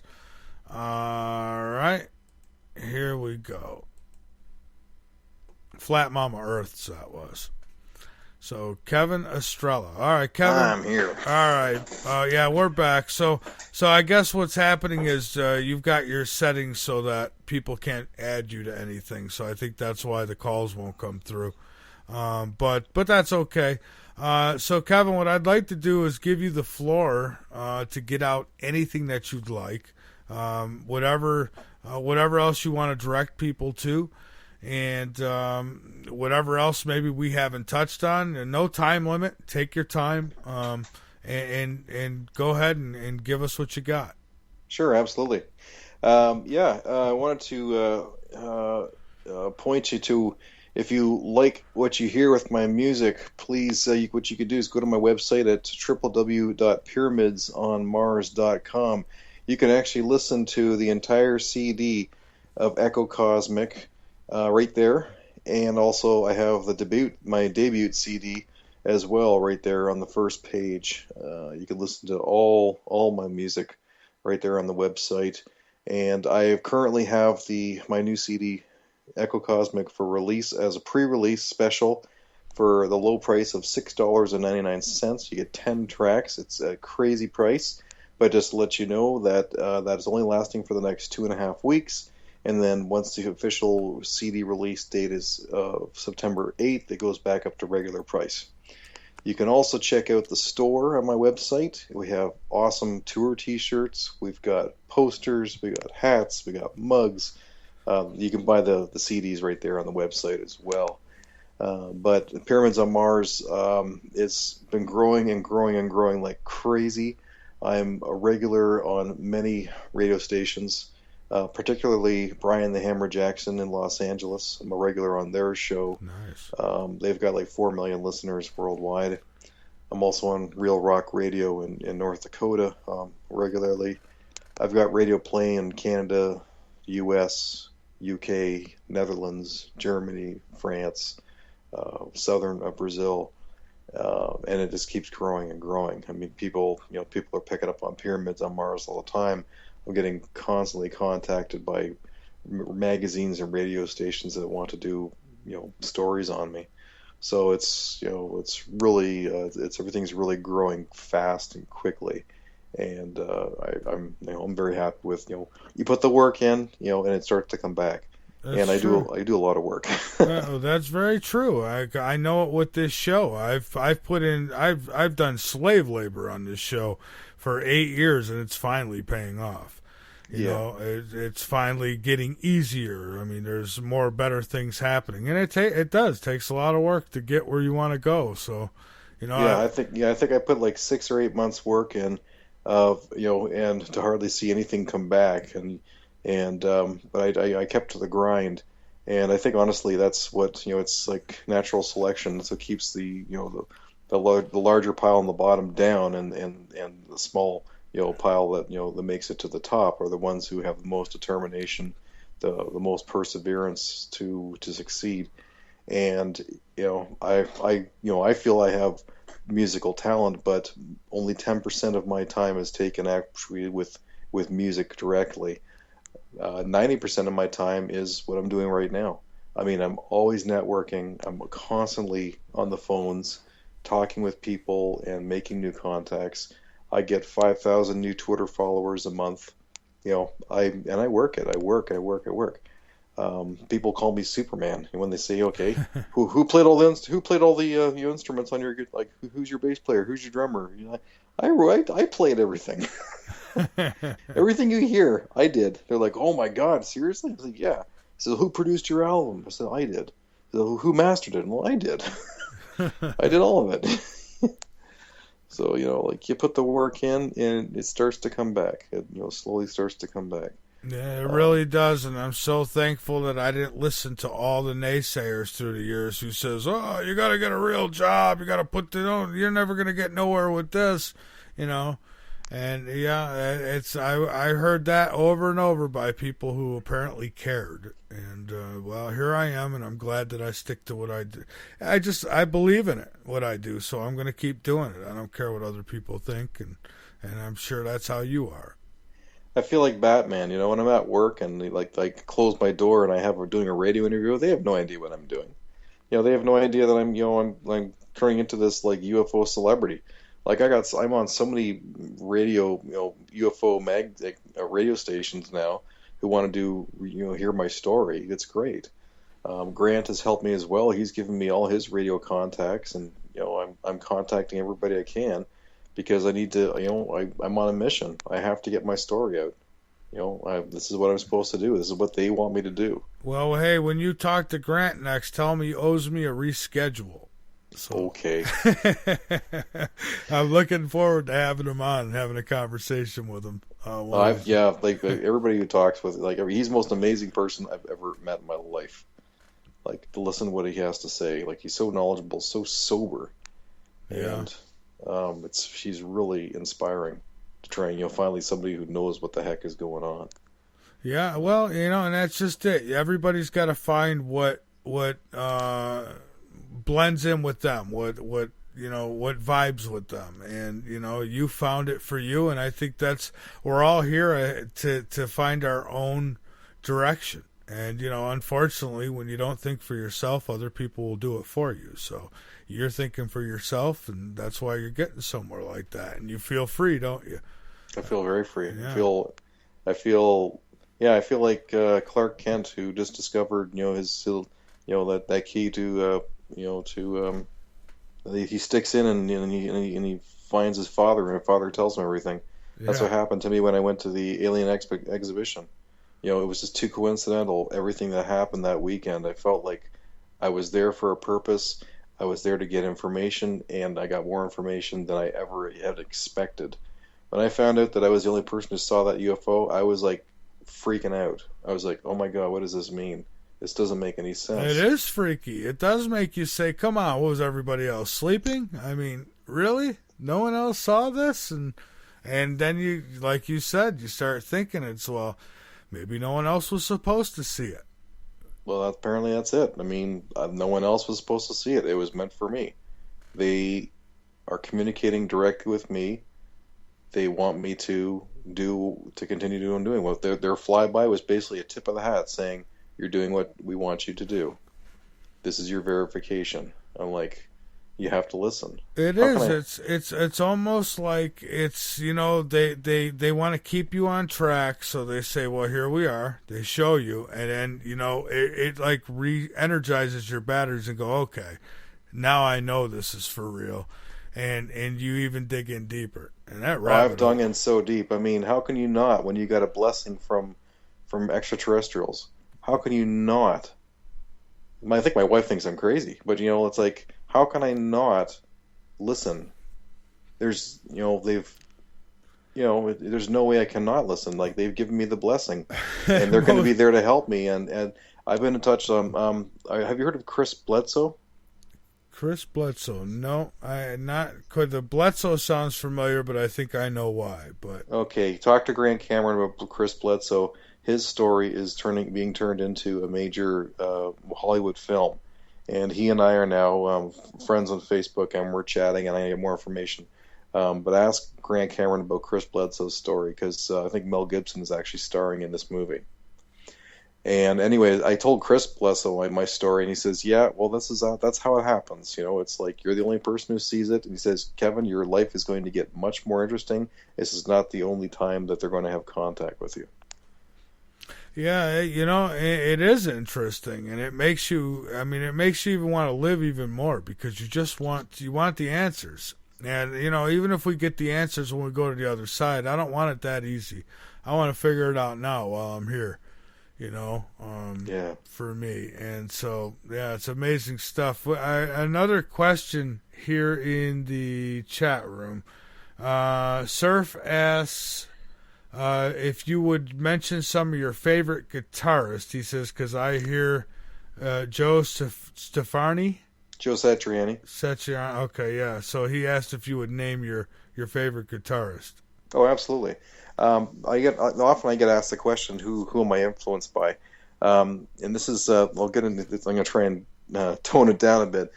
There's a actual pyramid, a three-tiered pyramid of my influences. At the top of the pyramid are my top guitar influences, who are David Gilmour of Pink Floyd, Jimi Hendrix, and Joe Satriani.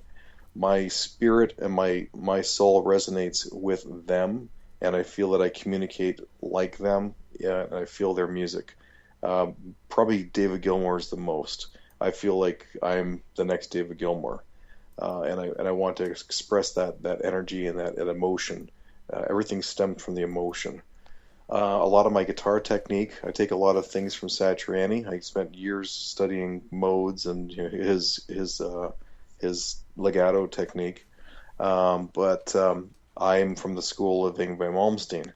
So I dedicated, like a monk, I dedicated 2 years of my life to studying Yngwie Malmsteen, who's the founder of neoclassical guitar, Baroque and roll, as people would call it. And I studied him for 2 years and learned all his stuff. But I didn't want to become a Malmsteen clone, so I went back to his influences, which were J.S. Bach and Vivaldi. And those are actually my main inspiration. They're on the second tier of the pyramid. I get all my musical ideas and melodic phrases from Bach and Vivaldi. They're like, listening to them is like listening to music for the first time. They're so beyond everybody else that they make everybody else infants. I play the guitar. My approach to the guitar is more like a violin. I play the guitar like a violin. I play violin lines, melodic lines. All I listen to is classical music. That's all I listen to in my car. I have it set to 96.3 classical FM. Classical is my thing. So I listen. I'm from the school of that. All my music is written based on classical theory, Baroque theory mostly. And then my music style is based upon all my bands that I love, and that's the largest bottom tier, which is consisting of bands like Megadeth, Metallica, Ministry, Rush, Iron Maiden, Ozzy, Meshuggah. They're my favorite metal band right now. I listened to them nothing for the last 3 years except Meshuggah. Led Zeppelin, Extreme, the list goes on. Pink Floyd, the list goes on in regards to, my influences. But the thing is, that's with my music as well, is that all my songs sound so different because I'm inspired by so many different bands, and I'm like very similar like David Bowie, who's a chameleon with his music. I'm a chameleon too, where I can listen to be inspired by a band and then write a song that's in the style of that band. And I'm not ripping anybody off. I'm just paying homage to the energies and what they do. And you'll hear that at Echo Cosmic. There's so many signature sounds. You'll say, "Oh, that band sounds like Pink Floyd. Oh, that sounds like Iron Maiden." And it's because, I wanted it to sound like that. Hey, that's okay. If it sounds like something I like, then I'm going to like it. There you go. Right? So, well, hey, I thank you so much for joining us tonight. I appreciate you taking time out with us. And if you got any links or anything you'd like me to put up on the website for your music and what have you, I do have your link up now on the homepage. Yes, for pyramidsonmars.com. That's perfect. Yeah. Okay. You can follow people can follow me on Facebook too, and Twitter. Great. Do you want to give out the handles or? Yeah, just if you look up Pyramids on Mars on Facebook, I should come up. Okay. And then Twitter is at Pyramids on Mars _. Yeah. Okay. Great. Well, again, we'll keep you linked up. This will go into a podcast afterwards. It's also going to air on other stations, and what we'll do is we'll put the link in there. So whenever people go to listen, they'll know where to go. So I thank you so much. And, don't be a stranger. You want to come back on in the future, shoot me an email. We'll set something up. Oh, absolutely. I would love to come back. I appreciate you having me on. Absolutely. Well, thank you again. Awesome. All right. Have a great night. You too. Cheers. Right, bye-bye. Bye. All right, folks. There he goes. Kevin Estrella. He had a UFO experience. He contacted me. I want to hear about these things because, folks, it's not a fairy tale. This stuff is really going on, even though some people think that they're not going to be taken serious talking about it. But there's worse things you could be talking about, believe me. I won't go picking on any of them. But we're going to take a break here. We're going to come back and finish up tonight. We've got, we've still got some time to go here. So we'll have Ira joining us, and we'll open lines. Want to hear from any of you. What's on your mind? Whatever. We could go anywhere. Just keep it family-oriented, and it's all good in the L&M hood. We'll be right back.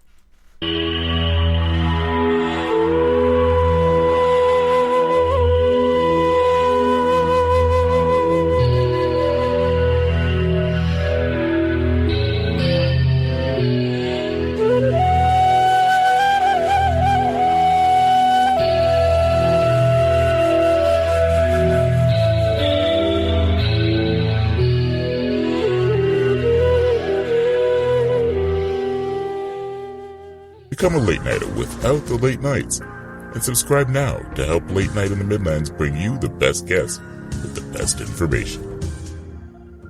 Need your L&M fix? You can find us on social medias everywhere, like our Facebook fan page, Late Night in the Midlands, or our Facebook group, the L&M Radio Network. Our other Facebook groups, The Last Frequency.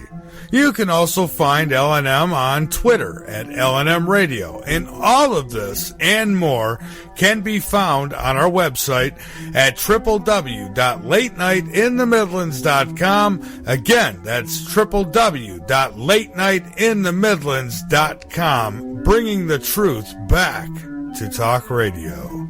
Hello, this is Dick Farrell, here to tell you about OxySilver. Legally available only through CureShop.com and HealthyWorldStore.com. Don't be fooled buying silver products from copycats and criminals. Read Dr. Horowitz's book, Healing Celebrations, to learn how miracle healings can be made to happen through faith, prayer, and a pure diet. Get great immunity using vitamin C, D, and OxySilver, Liquid Dentist, GI Flora Pro, a top-shelf probiotic. Use Green Harvest as a great-tasting meal substitute for energizing organic nutrients and losing weight. And Zeolove, and natural clays for detoxifying your body. More advice, all these products and more are available from theCureShop.com. Register for our free cooperative at healthworldaffiliates.com/4948. That's healthworldaffiliates.com/4948. And buy OxySilver and other great products in package specials at great discounts from theCureShop.com. That's CureShop.com with 2 P's. CureShoppe.com. Or call toll free at 1-888-621-7611. That's 1-888-621-7611. Do it now. Hey, folks. Do you love Late Night in the Midlands?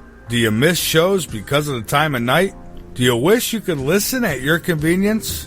Well, we can help you out with that one. Become a late nighter without the late nights and subscribe. Become a late nighter for just $5 a month. That's right, $5 a month for the paranormal, the unknown, the known, but most important, the truth. Go to www.latenightinthe.midlands.com and subscribe right away to become a late nighter and help keep the L&M Radio Network on the air. The L&M Radio Network offers a moderated chat room at www.latenightinthemidlands.com. Just click the chat and listen page from the drop-down menu at the top of any page on the website, or click the Listen Live button at the top of the homepage at www.latenightinthemidlands.com.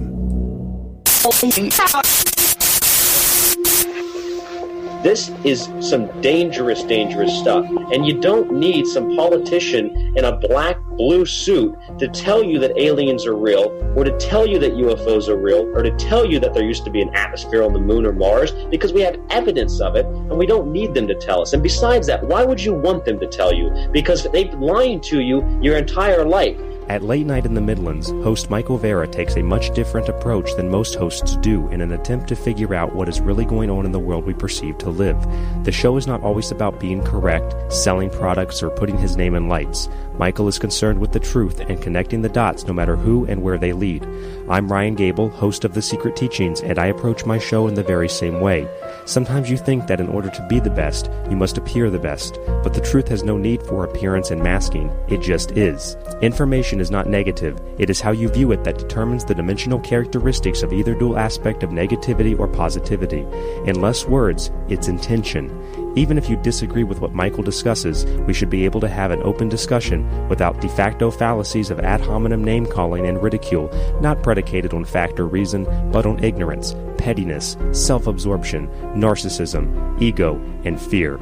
Try as you might, but no amount of disinformation, propaganda, ridicule, name-calling, or trolling on the internet will change the truth. The truth is the truth, regardless if the masses accept it as is, or if it is accepted by only one person out of billions. It is no measure of health to be well-adjusted to a profoundly sick society. I'm Ryan Gable, host of The Secret Teachings, and you are listening to Late Night in the Midlands with host Michael Vera.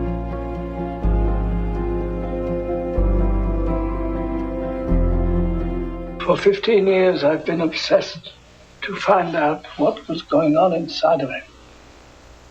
It's been my life work and my ultimate failure. This force, this thing that lived inside of him came from a source too violent, too deadly for you to imagine. It grew inside him, contaminating his soul. It was pure evil. On the east coast of the United States from the capital city, Columbia, South Carolina, you're listening to Late Night in the Midlands with your host, Michael Vera. To talk to Michael Vera, dial 803-317-2264 or around the world on Skype. Just use Skype ID Late Night in the Midlands. And that's what you'll do if you do want to call in. And by the way, that's Smith. I paid Smith to say that, so he'll be saying that often. Thank you, Smith. That's his name. Yeah, latenightinthemidlands.com. Go on over, become a member, and be informed. And by all means, inform others. I've got Ira coming up here. A couple things I want to share with you beforehand. And that is that we have got on the 25th a good one. We got a lot coming up. I should go before that, right? But let me tell you, the 25th, we've got Dr. John Brandenburg rejoining us. Remember, we lost him last night. He's going to join us, but he's going to be joined by Robert Morningstar. So we're going to have the two of them on together on the 25th. It will be a Mars blockbuster.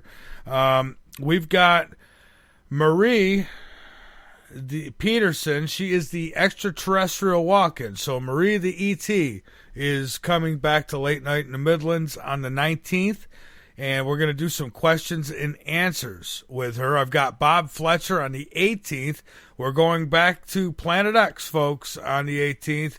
And of course, we've got a lot of good stuff. Just wait for the schedule to come out and you'll see. But I like to kind of tease you a little bit with it because we do have some really good stuff on this show just about every night. Like tonight. Ira, how are you? I am fabulous, Michael. How you doing? I am doing just fine. We had a few technical issues earlier, but I'm always happy when I know that it's not on my end. Yep, wasn't your fault this time. Well, yeah, and it's not even about fault. It's just about me going crazy trying to figure out what's gone wrong. So, Indeed, yep. So knowing that it was his settings makes me feel much better. But had a mail catastrophe this week. I should have 2 sound cards running here so that I could split. What I want to do is split the guest from the caller, because far too often our guest is perfect and a caller will come in and it'll be real loud or real low. So, and of course they sent it to the wrong address. And so it's been a pretty stressful week, but I think we're finally getting it worked out, Ira. Indeed. Yep. I think by next week you'll be all set up and ready to go. Yeah, I think so too, and I'm looking forward to it. And we've been getting a lot of play, Ira, and as you know, we've been getting this even beforehand, but there's some other things that have certainly helped. And I think there's a variety of things that helped. The show we did with Gordon James the other night, we have an affiliate who puts it up on their YouTube channel, and it got right now it's just not even a couple. Is it a couple weeks? It's been about 2 weeks, I think. Yeah, 2 weeks. Yeah, it's averaging 4,000 views a day, and I know there's people out there who do better than that, but that's not even on my channel. That's on someone else's channel. So they had to tell me about it. Also, we've got a movie company out in Canada. Canada's given us a lot of attention lately. A lot of love from Canada. A lot of freaking love from Canada. I'm telling Autumn, I says, if this keeps up, Canada, maybe we can have us do what Ventura does. Have a second home in Canada. Land up in Canada, you can get a nice bit of forested land up there on the cheap, so you never know. Yeah, exactly. So, but yeah, a lot of love from Canada. There's a movie company out there that wants to use Late Night in the Midlands in their movie. And so, no, not me personally, but the show and my voice. And so I'm kind of looking forward to see how that goes. Yeah, so a lot of love. All good things, most definitely, and I'm really glad to see it happening for sure. Yeah, I am too. And Iris, what do you think? Let's go to tonight's subject here. What do you think about the whole ET agenda? Do you think? I mean, are you with most people, where you think it's half good, half bad? Half of them are good, half of them are bad, or do you think this whole nuke on Mars thing has disturbed me? Yeah, well, I think that definitely if they're from this universe, let's say, from our local universe, where we all live in this kind of duality. You see it in the animal kingdom. You see it in the, even from the little one-celled organisms on up, there seems to be this kind of duality, this action and reaction type of thing. And because of that, I think that it's kind of ingrained into every being that's here in this universe to have sort of a duality. So good and bad in all? Yeah, I definitely think so. I think that for maybe some of the civilizations that are out there, they may have gotten to the point where they discard a lot of the bad or good and go primarily in one direction or another. But, Well, would you, if you had to, I guess, because that's pretty much all we can do right now. One thing we know for sure is that the signatures for nuclear bombs going off on Mars are there. Yes. So it's one of two things. Either some civilization, advanced civilization, blew them up, or they blew themselves up. And looking at the way we are here on planet Earth, I'm having a real hard time not thinking we are those people from Mars, because we're about to blow our asses up again. Well, I can play devil's advocate on things and say that there is there is a third possibility, but this is a very unlikely possibility, and therefore it's probably the one that would be used the most as the excuse, and that is that it would be some kind of natural phenomenon. We know that, if you look on certain places here on the planet Earth, underground in certain areas where plutonium, or it'd be uranium, has accumulated, that it can cause sort of a natural nuclear reactor under the ground, and it can cause a lot of problems if it goes critical. That does happen. However, would that happen on a planetary scale? I don't think so. And the residue that's left from that kind of thing is actually really, really small. I mean, it's not really anything to quote unquote take notice of. So again, though, you kind of have to play devil's advocate with that.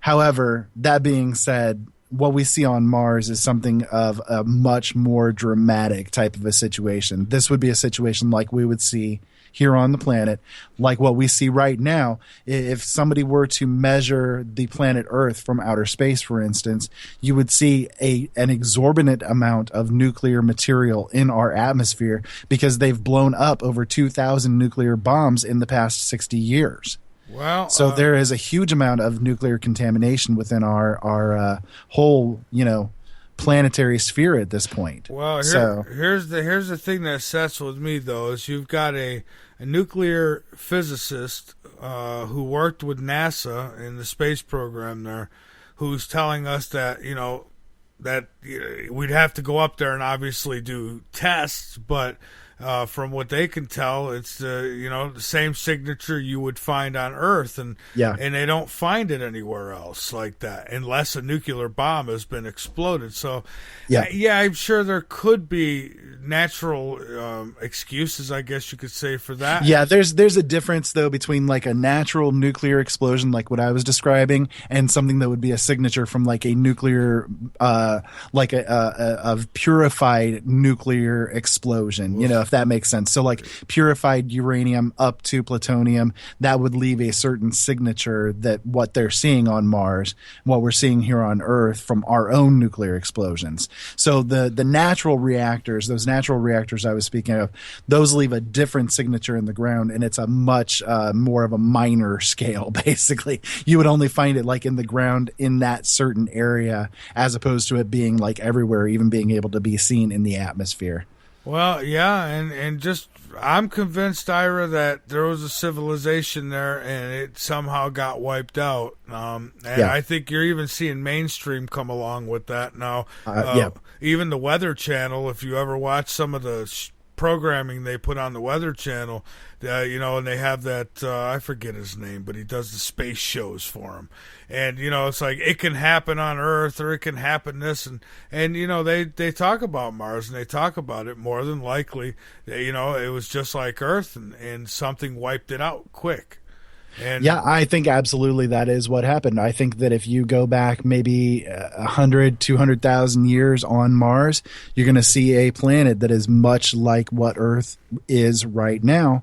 And whatever they did, they either did intentionally or by accident, but one of the two occurred and they wiped it all out. They completely, eradicated their atmosphere and everything. What if they did what we're doing right now? What if they had nuclear power plants all over the planet and they had bombs waiting to use everywhere around the planet? And what if something from space came along and did hit the planet, and because of all, they had themselves wired up like a demolition, so this thing comes in and ba-boom, and everything just goes. Well, exactly. I mean, look at the huge crater that they have there. Is it near the Olympus Mons? This massive crater that's there on Mars, and they claim that it's from a meteor, but then you look at the residue of it. You look at again this fact that the nuclear waste or the nuclear weapons signature is there in the atmosphere. It's there on the planet. You got to wonder, was this some really massive nuclear blast that took place right there?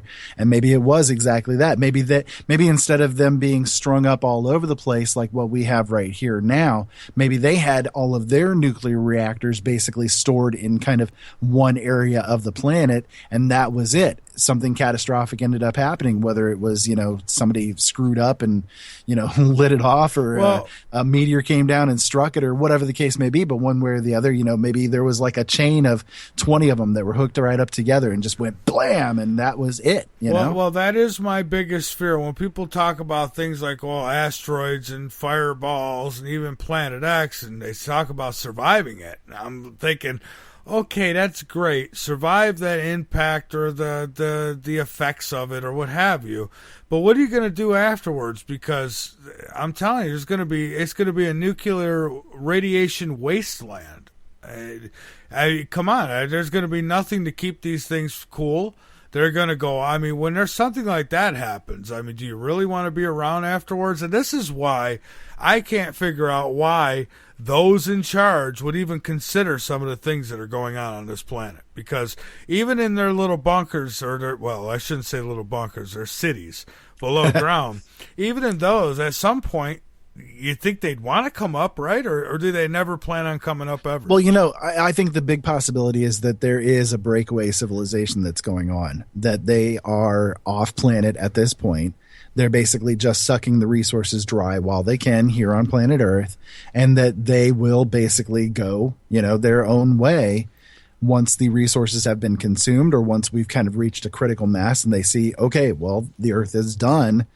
Now we need to go. They hop into their ships and they're gone. See, and I think so too. I think you hear about these space stations, and you've got these private corporations now that are looking to build space stations. Probably already have them. I mean, we couldn't. You know, they say, oh, there's a lot of satellites out there. Yeah, I bet there's probably hotels floating around out there that we don't know. Absolutely, about. yeah, really, and I think that, you know, they probably are leaving the planet. They've got us looking one way, and they're probably setting up somewhere else. I wouldn't doubt it if they're not on Mars. Remember the woman on the rock there looking at the rover? I'm telling you, that's not just some picture somebody put together. That came from NASA. How many things have come out over the years from people from NASA, that, you know, itself. And again, this is just, you know, kind of witness statements, so who knows exactly how true they are or whatever. But there have been people that have come forward and said that on Mars, there have been times where they have like caught feet in the rover pictures. There was a time where the rover ended up stopping and somebody actually went and repaired it. That kind of thing has gone on many times over the years. So is there credibility to that? I think there absolutely is. I think, again, there's a breakaway civilization. They may be on Mars right now. They may be on, Titan. They may be on Epidus. They may be in an entirely different solar system by this point in time. And I find it funny that we haven't even had an astronaut visit to Mars yet, right? Yes. But they're already planning this reality show on Mars. Yeah, exactly. You know what's going to happen? I think that right there is evidence enough to say that there's something that's going on that they are not telling us. Well, they're not going to plan some reality TV show on Mars. Come on, really? Yeah, they've got this all planned out. They've even got the people, they're already picking. I think they got half the people picked out already. And you know what I think is going to happen? We're all going to tune in for that debut, and then they're going to look into the camera and go, see you, suckers. We'll say suckers. See you, suckers. And I think, we might have that devastation Mars had, It's like the final broadcast. They'll be off the planet, kiss our butts, and kaboom. That's why they've got us wired up. You never know. And at that point, CNN is going to be broadcasting out their little final video. I don't know if you remember seeing that or not in the news, but they released a final video that would be played if the Earth is done, we're all dead. They would play this video as the last thing being broadcast out by humanity. Like the last thing I would do is watch CNN. Yeah, exactly. Hell no. I could think of a million other things I would rather be doing than watching CNN. Well, as far as the people planning on going to Mars right now, they've got one girl who they're really pushing. She's probably going to go. They're, basically have that choice made. She's like 19 years old. She wants to be one of the first females to go so that she can have the first baby on Mars, be the first baby to have the first baby to be born on Mars. And that's something else that they're really pushing towards. I think it sounds cool, but if I'm that baby, I'm going to be pretty pissed off when I get I'm going to say, are you kidding me? You took me off that planet that has all this and that and the other thing, and you took me here to it. See, there's more up there than what they're telling us. Exactly. You're not bringing a baby to live in a bubble. Exactly. You got it. Oh, yeah, and I believe the guest when he said that the plant life is probably red up there, and that's why it's so easily overlooked.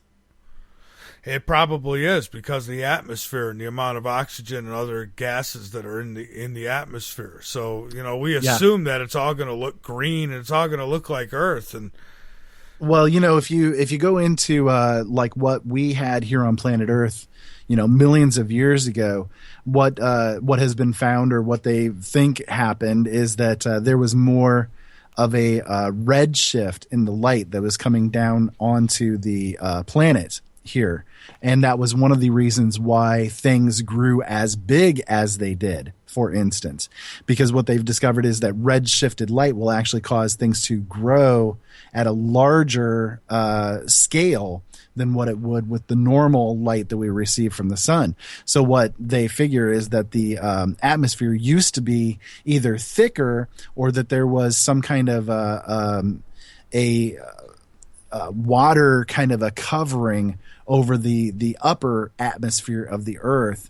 And that was what caused a red shift to occur. And so that's why we had like the giant dinosaurs and the giant plants and even probably giant people at that point in time as well. Well, so, I think oxygen played a role in that too. It does. Yeah, that's it. Yes.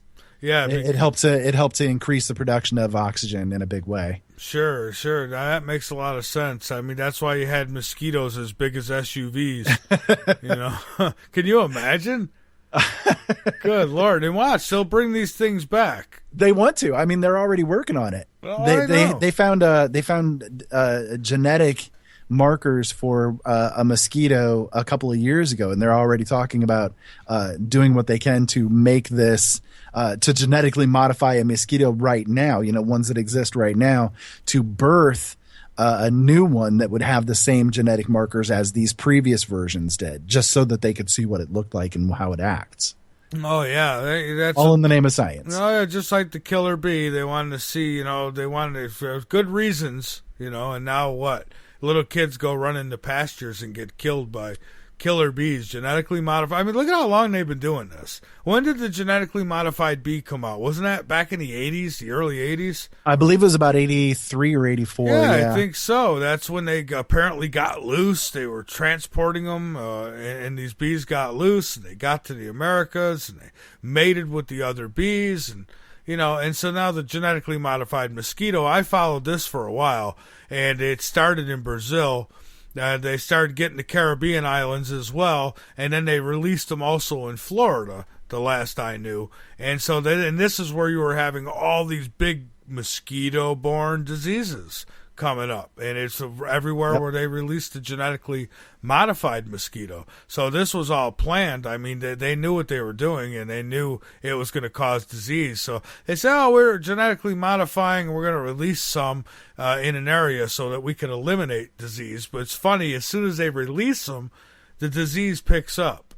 So it made no sense. Well, it does make sense to me. But. It makes a lot of sense to those of us that understand how the whole vaccination thing works, that it is actually the opposite of what they claim. So yeah, exactly. So, it's a messed up world we're in. I don't know if it's going to get any better, Ira. I don't. I hope it does, but I don't know.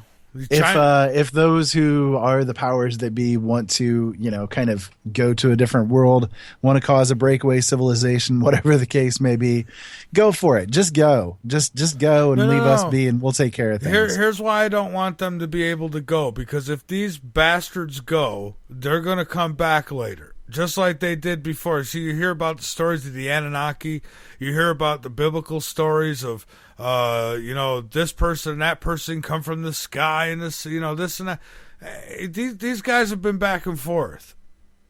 So I don't want them to leave this time, because they're only going to come back again. That's trure. Let us go, and they can keep the planet, and they can do whatever the hell they want to do here. Well, either that, or maybe that's what happened. Maybe they were trapped on Mars, and we destroyed them, and we came here to Earth, and a few of the what's got away, and like the three villains of Superman, they showed up.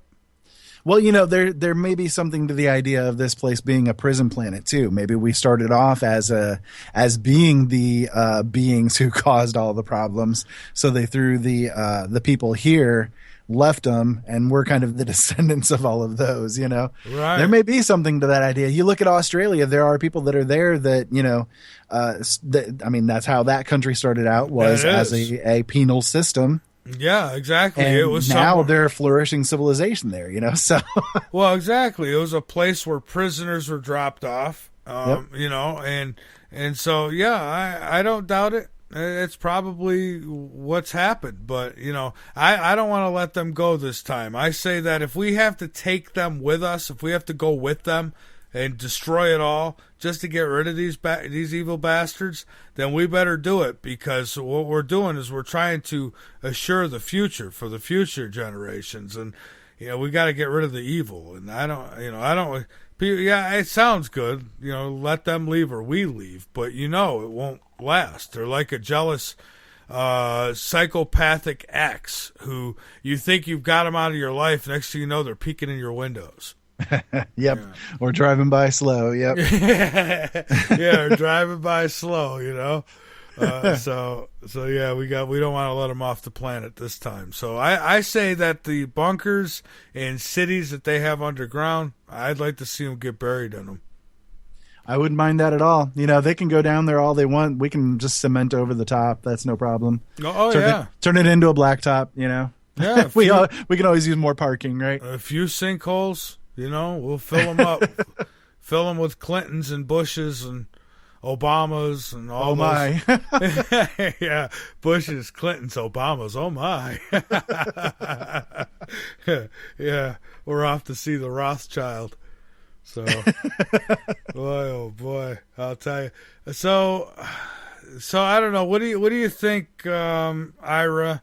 As far as Ryan had an idea where we would all maybe get together and even invite Kerry Corn in on this, because there's a few people out there who, totally disagree and such, and he thought it'd be a good idea to get everyone together and have like our own kind of presidential debate. And here's my thing, though.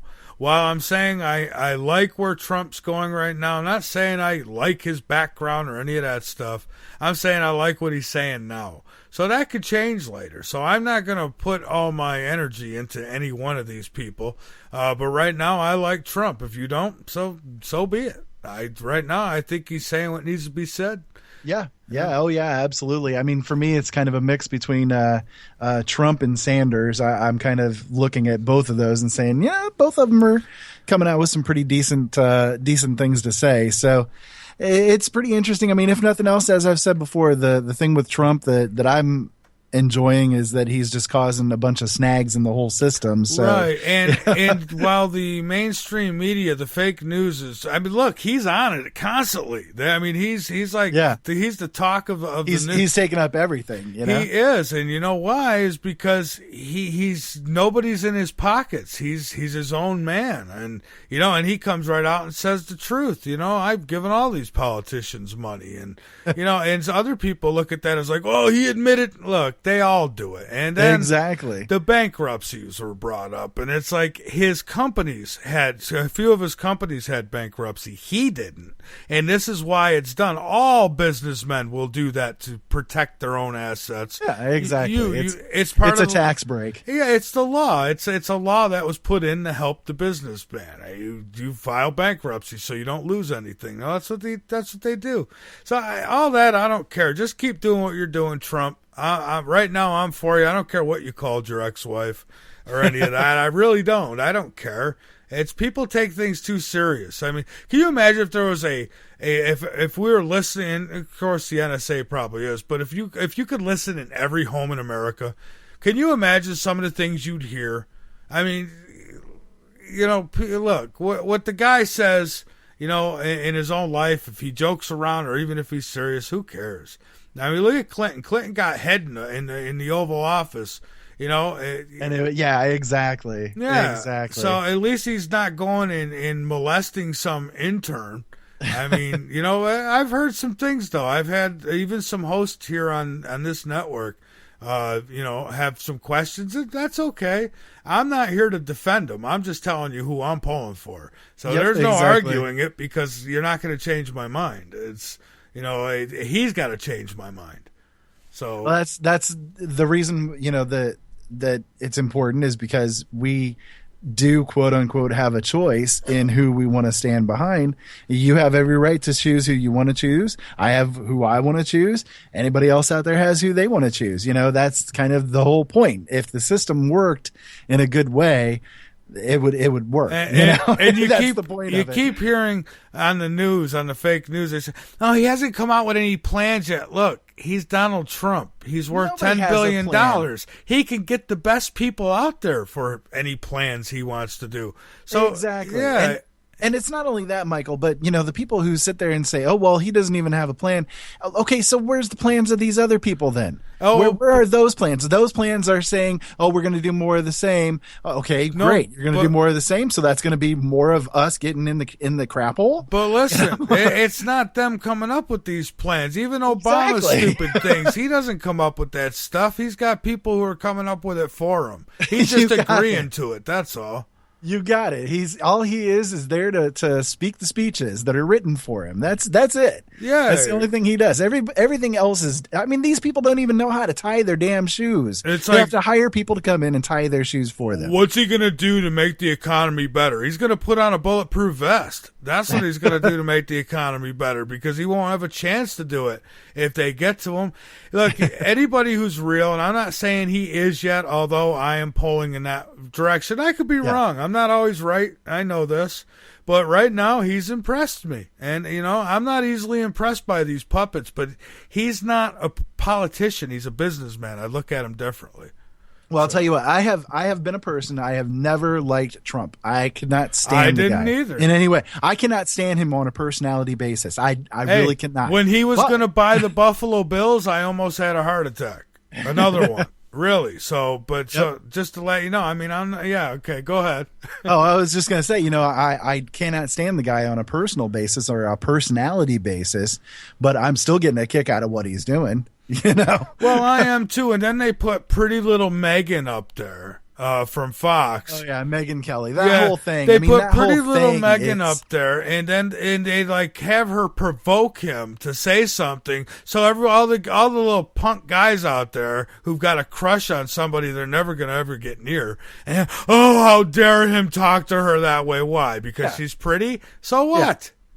Yeah, exactly. I don't care how pretty she is. She opens her mouth, she gets what she gets. It's that simple.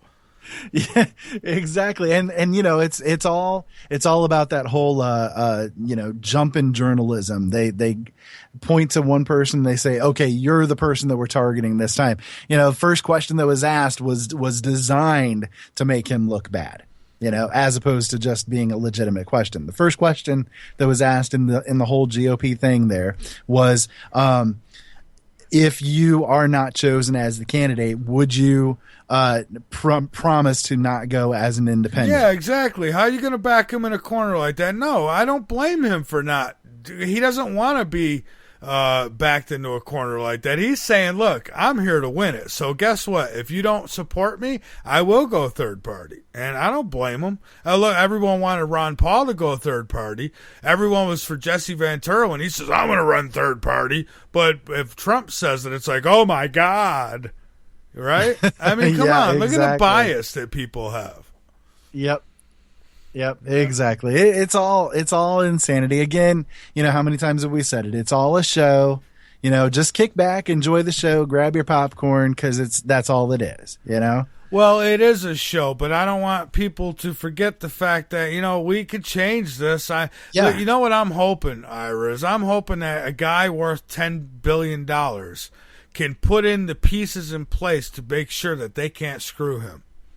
And I don't know if you could take on somebody who prints money every day compared to somebody who just has 10 billion, but I'm hoping that he could put the right people in place. Like, you're going to go make sure you're going to, I don't know, you got 10 billion, you could put people places and you find out who's fixing what election or what poll or, right? I don't know. That's my hope. I'm probably in a fantasy land. It's my hope too. And that's why I said, if nothing else, I think that with this whole situation that's going on, if nothing else, the thing that I'm enjoying the most with it, or the thing that I'm liking the most with it all, is that it is him calling everybody out and saying, kind of a whole screw you situation, at least he's got the people talking, at least he's got them flustered, and at least we're getting some information out that we haven't had before. Can you imagine what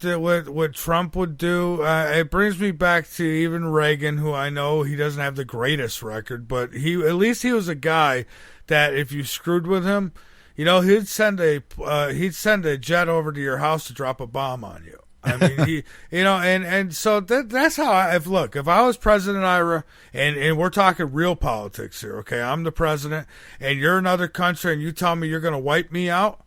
You shouldn't have said that, because those are fighting words for me. So exactly. I'm about to make you a parking lot. Now I want peace. I don't want no fighting. But if your goal is to hurt me or my country, my job is to protect it, and I'll do it at all costs. I'm not going to be a wimp and bow to some prince. Exactly. The way that I look at it is that I was raised by a father who told me, don't you ever start a fight. If I find out that you started a fight, you're doomed. You have written your own ticket. But don't you ever back down from one when somebody else starts one. That's right. That's it. That's how I was raised. Well, I had 2 older brothers. Quitting was not an option. There you go. Exactly. So, but, and just like the whole Ferguson thing, if I'm president, look, you want to protest, you start damaging mom and pop stores, I'm sending people in to shoot your ass. That's what I'd be doing. I wouldn't let people just destroy a city over and over and over again. Oh, yeah. Really? Well, you saw that happening last week. The whole thing starting over again, or, over this past weekend here. I'm getting sick and tired of it. It's like old news. Like, will you people go turn your TVs back on already and get out of the damn streets? It's getting so freaking old. I mean, who are you hurting? Oh, we're going, what do people expect to get? And of course, I don't know nothing about the shooting. I understand the cop shot a guy, a black guy. The cop shot a guy after he shot at the cops 4 times. Of so course. they shot him. And right before he started shooting at the cops, the crowd was chanting, what do we want? War. When do we want it? Right now. Well, then give them war, because you know what? Listen, when you take the oath, it's against foreign and domestic. Yep. All right? And when you're doing what they're doing, you're destroying people's property. I'm sorry. In this country, do you not have the right to protect your property with lethal force? You do? You sure do. So, okay. Well, if it was one of my stores there, I bet you I would be. I get sick of it. It's like, I'm glad that stuff don't happen around my house, because there'd be corpses. Oh, yeah. Or what? I wouldn't put up with that. Go ahead and throw a rock through my window. Yep, indeed. And now we have the new thing that we're supposed to be up in arms about. A new sign of racist hatred is the POW MIA flag. And the claim now is that that's a symbol of racist hatred. Well, what's next, man? What is next? That's next, I guess. So, So do they say why it's racist? They say that it's because Richard Nixon formed it as a way to get people to feel more sympathy for those who went over to foment violence and racial hatred on a large scale. In other words, in Vietnam. And so ever since then, it's become a symbol of racist and racist hatred. Well, you know what? The rainbow flag offends me. Yeah, it does, And if you want to talk about racist, I mean, what's BET? Right? I mean, it's Black Entertainment Television. Can you imagine if we had a channel called White Entertainment Television? Or with that, and I don't want to play the race card, because that's what they want us to do. But I'm just making a point that this is ridiculous. We got a black president. We've got a government that's trying to divide us. Okay, folks, come on, wake the hell up. Get your head out of your asses. All right, I don't care what color you are. We all bleed the same. So stay off my property. That's all I got to say. Yep, exactly. The way I look at it is that we're supposed to be at this point less racially divided than ever. We've got a black president now, for God's sakes, right?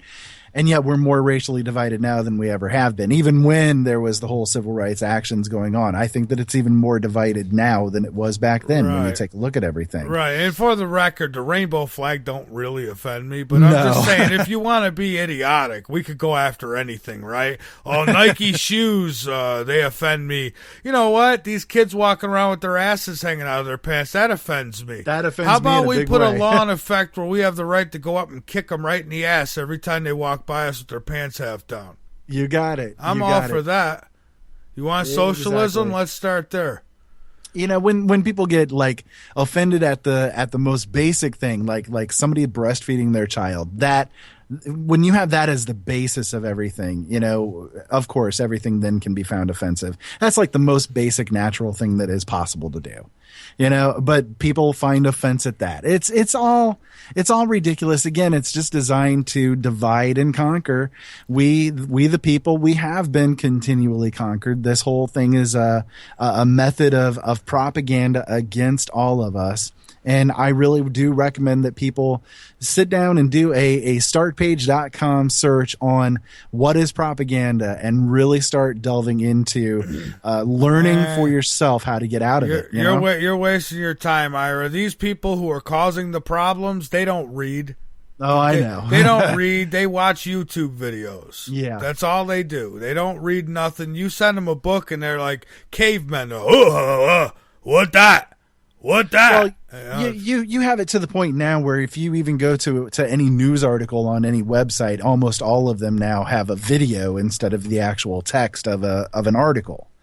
You know, so most people will just get their news in that 20-second blurb and not actually sit down and read everything or study it or anything along those lines. Research is sitting down and watching 20 or 30 YouTube videos. That's research. Well, yeah, it pretty much is nowadays. Although there are some videos that are useful. I'm not going to say there isn't, but people don't read no more. I mean, you can't give away a book if you try, mostly, because people. It's hard to.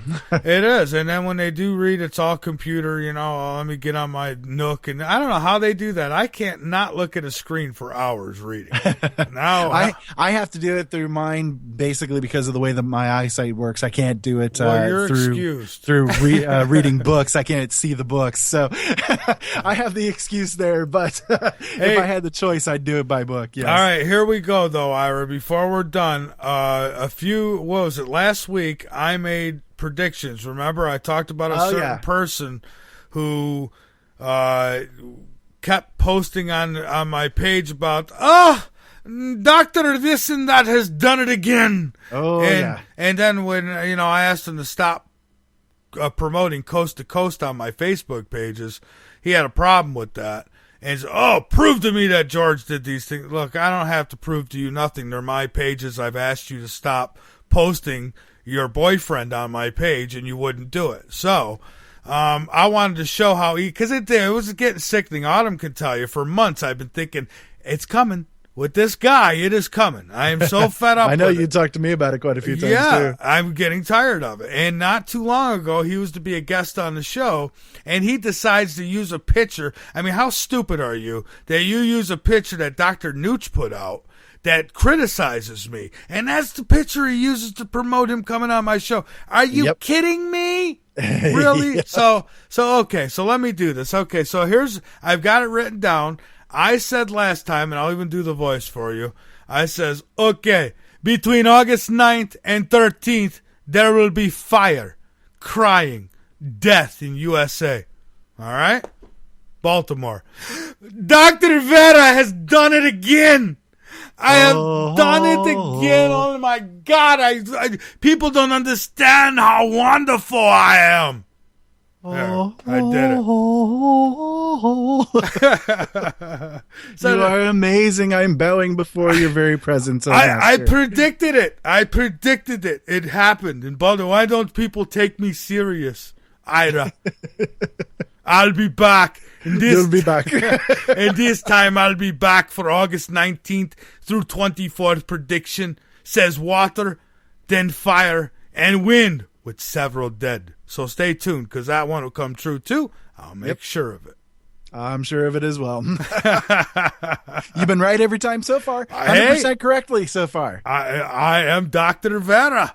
There you go. 100% prediction correction. I have a connection with the cosmos. So with that, hey, Ira, thank you so much. What do you got coming up next? Let's see. Coming up next is, I don't remember. Good. It ain't just me. All right. But you do have something coming up. Something is coming on next. Stick around. There are things 24 hours a day, 7 days a week here at L&M Radio Network, and always something interesting to listen to. Yeah, always. Well, Ira, thank you so much. I appreciate you jumping on here with me for the last hour. And remember, take Dr. Vera's predictions seriously. I'm taking it to heart, Master. It's amazing. It's wonderful. All right. You've blown me away so far. It's insane. It's freaking insane. All right, Ira. Well, thank you. Night, everybody. Good night. Oh, yeah, it is. It's insane. It's like Crazy Eddie's or something. It's just going nuts. I got all these predictions just coming into my head, and I can't handle it. But we'll get to the next one. So there you go. See how easy that was? Just sit back and wait. Something will. Because you're not giving specific predictions. You're giving, a little. Do you see how it's being done now? Water, fire, Baba, people screaming. Big deal. All right. Give me an address. Can you give me an address? How about an address? How about some names? Can you give me some names? How about some areas? Give me something to confirm. So there you go. It's that easy. So, ladies and gentlemen, I thank you all for joining us here tonight on Late Night in the Midlands as we connected with the cosmos. And folks, keep your eyes posted to the sky because you never know what you might see.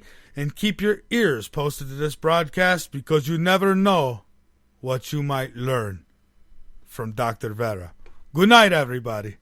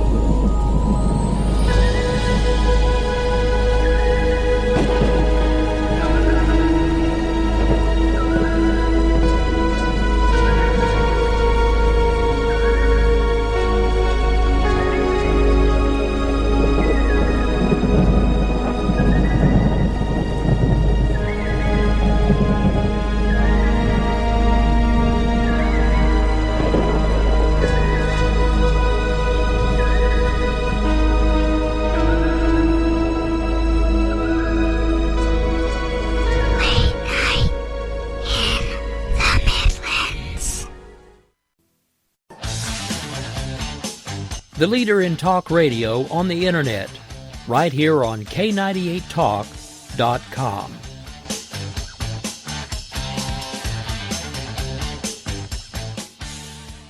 When our water heater broke down last month, it was a nightmare. It took 5 hours for the plumber to show up, and he charged us a couple of $100 just to come out. And then it cost another $1,800 to put in the new water heater. By the time it was all said and done, I felt like I'd been taken. But what else could I do? The smartest thing you can do is get a home warranty from American Residential Warranty. Their home warranties pay to repair or replace all your major appliances when they break, and they will break, and at the worst possible time. Call American Residential Warranty right now for free information on home warranties starting at just pennies a day. Don't wait for your refrigerator to stop running or your ceiling fans to stop turning. Call American Residential Warranty right now. Ask how you can save up to 50% on washer and dryer coverage. Just call 1-800-513-6154. That's 1-800-513-6154. Again, 1-800-513-6154. Call now. Tired of paying outrageous prices for Viagra? Well, we have great news for you. Now you can finally get Viagra at huge discounts. Healthy Man allows you to save up to $500 on Viagra. Why pay U.S. pharmacy prices of $15 per pill or more when you can get Viagra for less than $3 a pill? Call today and get 40 Viagra pills for only $99. This can cost as much as $600 at your local pharmacy. You can't afford not to call us. If you want Viagra at the lowest prices, never pay $15 a pill pharmacy prices again. Get Viagra for less than $3 a pill. Call 1-800-516-7602 today and save up to $500 and get 40 pills for just $99. Healthy Man is fast, easy, and affordable. Operators are waiting at 1-800-516-7602 to take your call right now. Call 1-800-516-7602. That's 1-800-516-7602. Again, 1-800-516-7602.